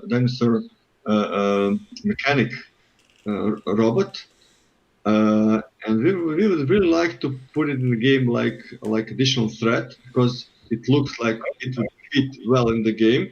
And I think that our guys reached to him and told him to provide us with animation and everything, and that will add it. But I didn't hear anything about that for a long time, so I'm not sure what's happening with that. So maybe we'll have this kind of community-based made model of the dinosaur in the game. Nice. So if somebody Stack. makes a mechanical dragon, who knows? Everybody Sure. in my chat is now calling that little raptor the little mech walker. Yeah. The little mech. I love that thing. Will there be multiple variations of mechs in terms of flying and like, Yes. I don't know, speed? Yeah, cool, awesome. Yes. We're currently in procedure of replacing the current Sentry, current Mac, with a new one that will have interesting stuff, improved one. When AI kicks in, new AI kicks in, when we start, this will come eventually, maybe even during 1.5, but it's not linked with 0.5 version. That's we big. we will definitely try to fix all this issue of them teleporting all around. But basically, this is how all animals behave, and zombies, and puppets and everything. When they touch physical object, and they start pulsating up and down, and this is something They that, seize out. yeah, it's a little bit embarrassing, but it's early access. It's early access game. It's really, So it's all good, sorry, man. guys. So it's Quality of life. People are asking, will there be? I know we touched on this a little bit earlier, but for the people who are just now joining, stacking items, different items that can be stacked in your inventory, quality of life things such as like a controlled left click to stack like items without searching for them in your inventory, things like that. Will that be implemented or no? I'm not sure, exactly. If you are talking about stacking different type of items together, no. If you All are right. talking about stacking small items together, any kind of small items, yes. Sure. If you're talking about not, because currently we have one, and this is not something that we're not aware of, and this is not something that we don't want to do, but it was not planned at the beginning, so it causes some issues. But for example, you have a box of nails, and if you want to pull out all the nails at the same time, you cannot. So you have to pull one by one, which is so retarded, so stupid, so frustrating, and we cannot do anything about it until we make this overhaul of inventory to allow this kind of thing, because all the mechanics below do not support that, because somebody didn't think, and that's me, about that feature before. So it's frustrating. Staking also works like that. Items cannot recognize each other. Some of them work, let's say, in decently, but not perfectly. But it would be ideal if you're just, let's say, finding nails and taking nails, and they're just automatically stacked together, so you don't have to worry. Again, I return back to hardcore and quality of life. Maybe hardcore players would appreciate stacking each nail by each nail. I wouldn't. You know, I would rather spend my time in the game on stuff like, PvP, killing other players. Sure. I'm joking. Yeah, but stacking nails is not something that I would like to do whole day. Oh yeah, totally. Yeah, interesting. Another Yeah, little unless I'm preparing to meet Jesus, then you need to. another two-part question here. First part is, can we expect a new roadmap? You guys did release a Yeah. roadmap about a year ago. Could we Uh, please get an updated one? And also, if possible, would you be able to give us a small breakdown of the next up and coming patch? okay, I can share something about that. What I can say that if you join Rakit stream next week, you will hear more details about roadmap and more details about stuff that we were planning to do for 0.5. So you just have to be a little bit patient and join me again talking for hours about rubbish stuff on Rakit stream next Hmm. Monday. I don't know, Rakit, which day? He Let's left. see if he's still here. He left after He finding probably out that He probably came in here, dropped that dragon question, and left. I can't believe this. Terrible streamer etiquette. absolutely. Yeah. Okay. And on the roadmap? Also the roadmap. The first thing about the roadmap for the next update for 0.5 will be detailedly presented on Rakit stream with details about its features. I would try to explain everything as detailed as possible, and then after that we will make it public for everybody to see next day. Probably on Steam or our social media. So you can expect a certain amount of information uh, next week. That's awesome. I can't wait. Well, that is actually pretty dope. Can't wait for Awesome, that. man. Do we have any more questions? Hopefully not. My chat's just trolling me now. Yeah, So mine too. Uh, any last questions from my side, guys? Anything that you guys really want to know? Well, Carwin wants to know about, is it possible to have the flag area, the size of it, increased or decreased at will? So what he's saying is that he wants to have like one flag and then Make it possibility to, bigger. yeah, bigger or smaller. I would rather go with maybe something which is more related to skill or building skill. So if you're good, you can build a flag that covers bigger area, or if you're not that good, you can build a flag that covers smaller area. So if you sort of improve your engineering skill, automatically a flag area expands and you can build further. It makes sense to me, and I always like to link stuff from the game directly to skills. So I can see this might happen. It shouldn't be a problem. Is uh, that satisfying enough? I don't know. Okay. wandering zombie hordes, will those be in? Yep. All right. Uh, Awesome. yep. But the wandering is kind of a loose term because we cannot just like put tons of puppets walking around because there's a performance issue.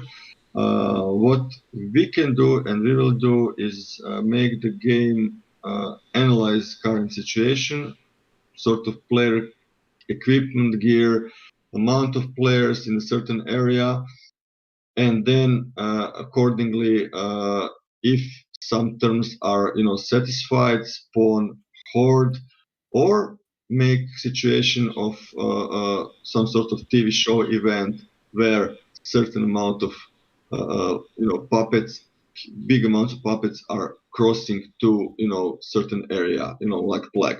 So these kind of That'd be things are awesome. possible. We have to do this smart because any kind of putting a lot of entities, physical entities on the world is always issue with performance, and the game is already stretched a lot.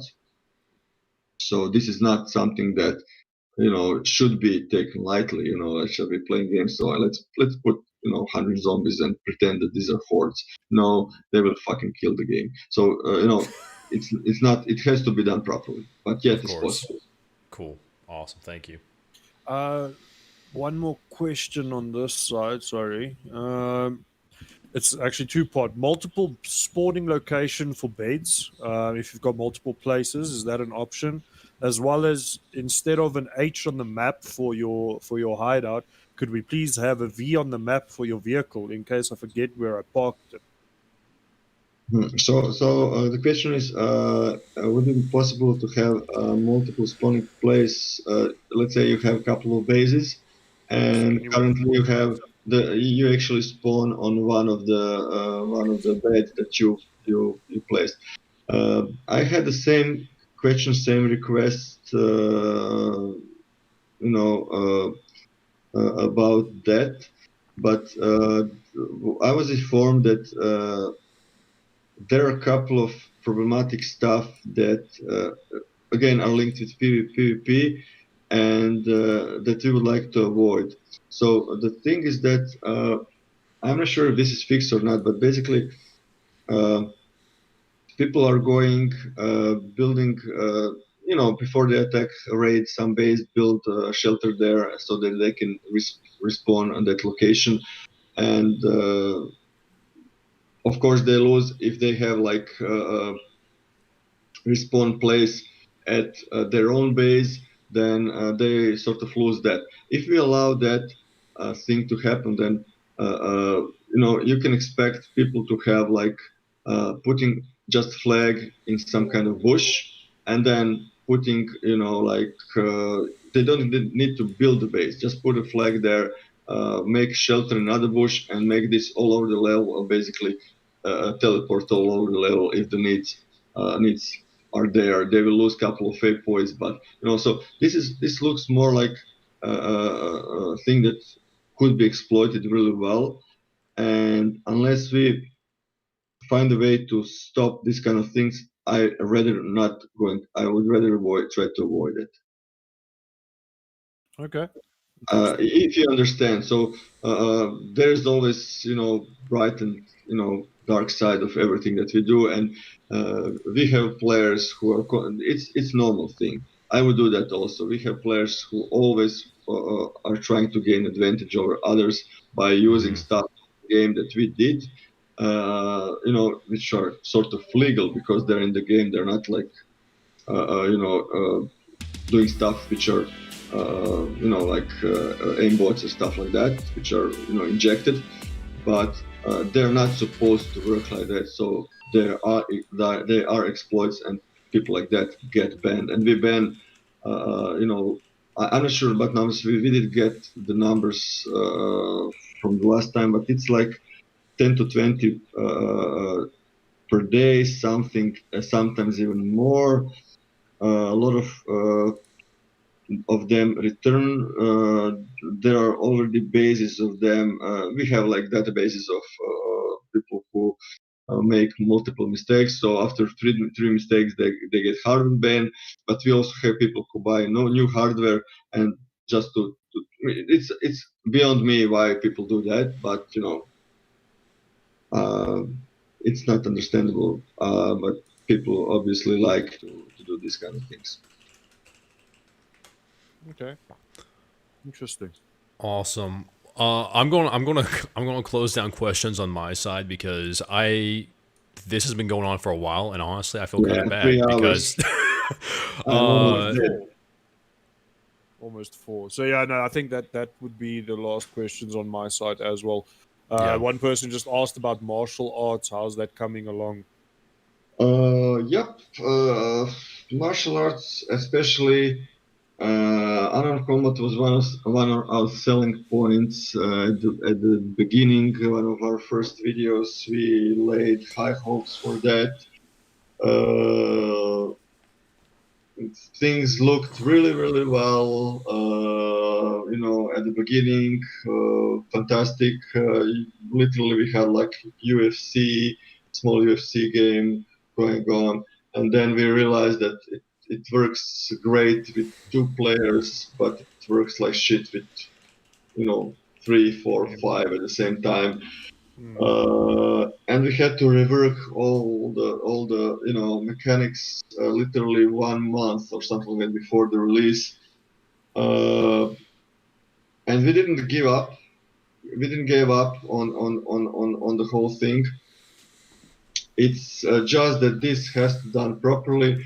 I'm really looking forward to today when people will be able to choose, taekwondo, karate, boxing, Thai Mai, like kickboxing, stuff like that. Different kind of martial arts. Maybe even grappling. But this kind of thing, when you have multiplayer game where you have to when one player has to hold the other player who is moving somewhere far away, with leg, bad things can happen. So it's not like UFC where you have 2 players in really controlled environment. Relatively slow, limited. They cannot run. They cannot pull the weapon, and different. But some kind of improvement in unarmed combat is definitely planned. We will definitely go with dodge options, with blocks, with these kind of things to make things a little bit more interesting. I'm not sure when this will happen. Most likely near the end. I'm sorry, I will go to sleep right now. So we It's have good, that. man. We have that on mind. We didn't forget about that because we advertised it, and it, but some really bad issues occurred with everything, and simply it wasn't playable. Against more players, and we have to make just quick fix, and this quick fix is basically from that point up to this day. Well, from my side, I'd like to say thank you very much from me and my community, Tommy, for giving the opportunity to answer some questions for us. I think Thank you. it's been very insightful for a lot of people to get their long urge of questions answered. Um, so yes, yeah, no, thank you very much. We were planning an hour and a half session and it turned into 4 hours. So Yeah. it was really insightful, and actually I think it answered a lot of things for a lot of people. But yeah, from my side, obviously, thank you very much as well. I know that we all stayed here a little bit longer than we anticipated, but that didn't stop you from giving as detailed of answers as you possibly could. So thank you for that. Thank you, guys. I really hope that I was helpful enough, that I provided enough information. I know that some things cannot be said in just a couple of words. I always need to put things to perspective, that there is always one side which might turn things to be bad or maybe difficult. But Sure. hopefully, our community, your community, basically our scams community will understand that, Yeah. and be with us in the future, because uh, what I can promise you, that from uh, zero point 0.4, we have sort of, it's not half of the game, but we have sort of made progress to some really difficult stuff that had to be made, and that we are now pushing the game, towards more to what we have sort of advertised to marketing before the release, and you will see more and more these kind of things with each update. And if you were like, especially for the guys who appreciate more like role-playing stuff, not just going killing people, we'll have more stuff to enjoy in the game in the near future. Finally, what I can say that all these features, as I said before, we're trying to make as good as possible, as entertaining as possible. Not all of them are, our ideas.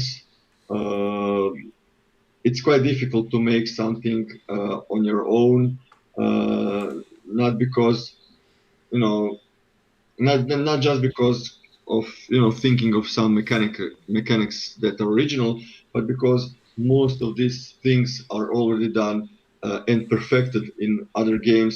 So we just want to save some time, but also deliver you sort of experience that is already proven and working well and the best that is possible.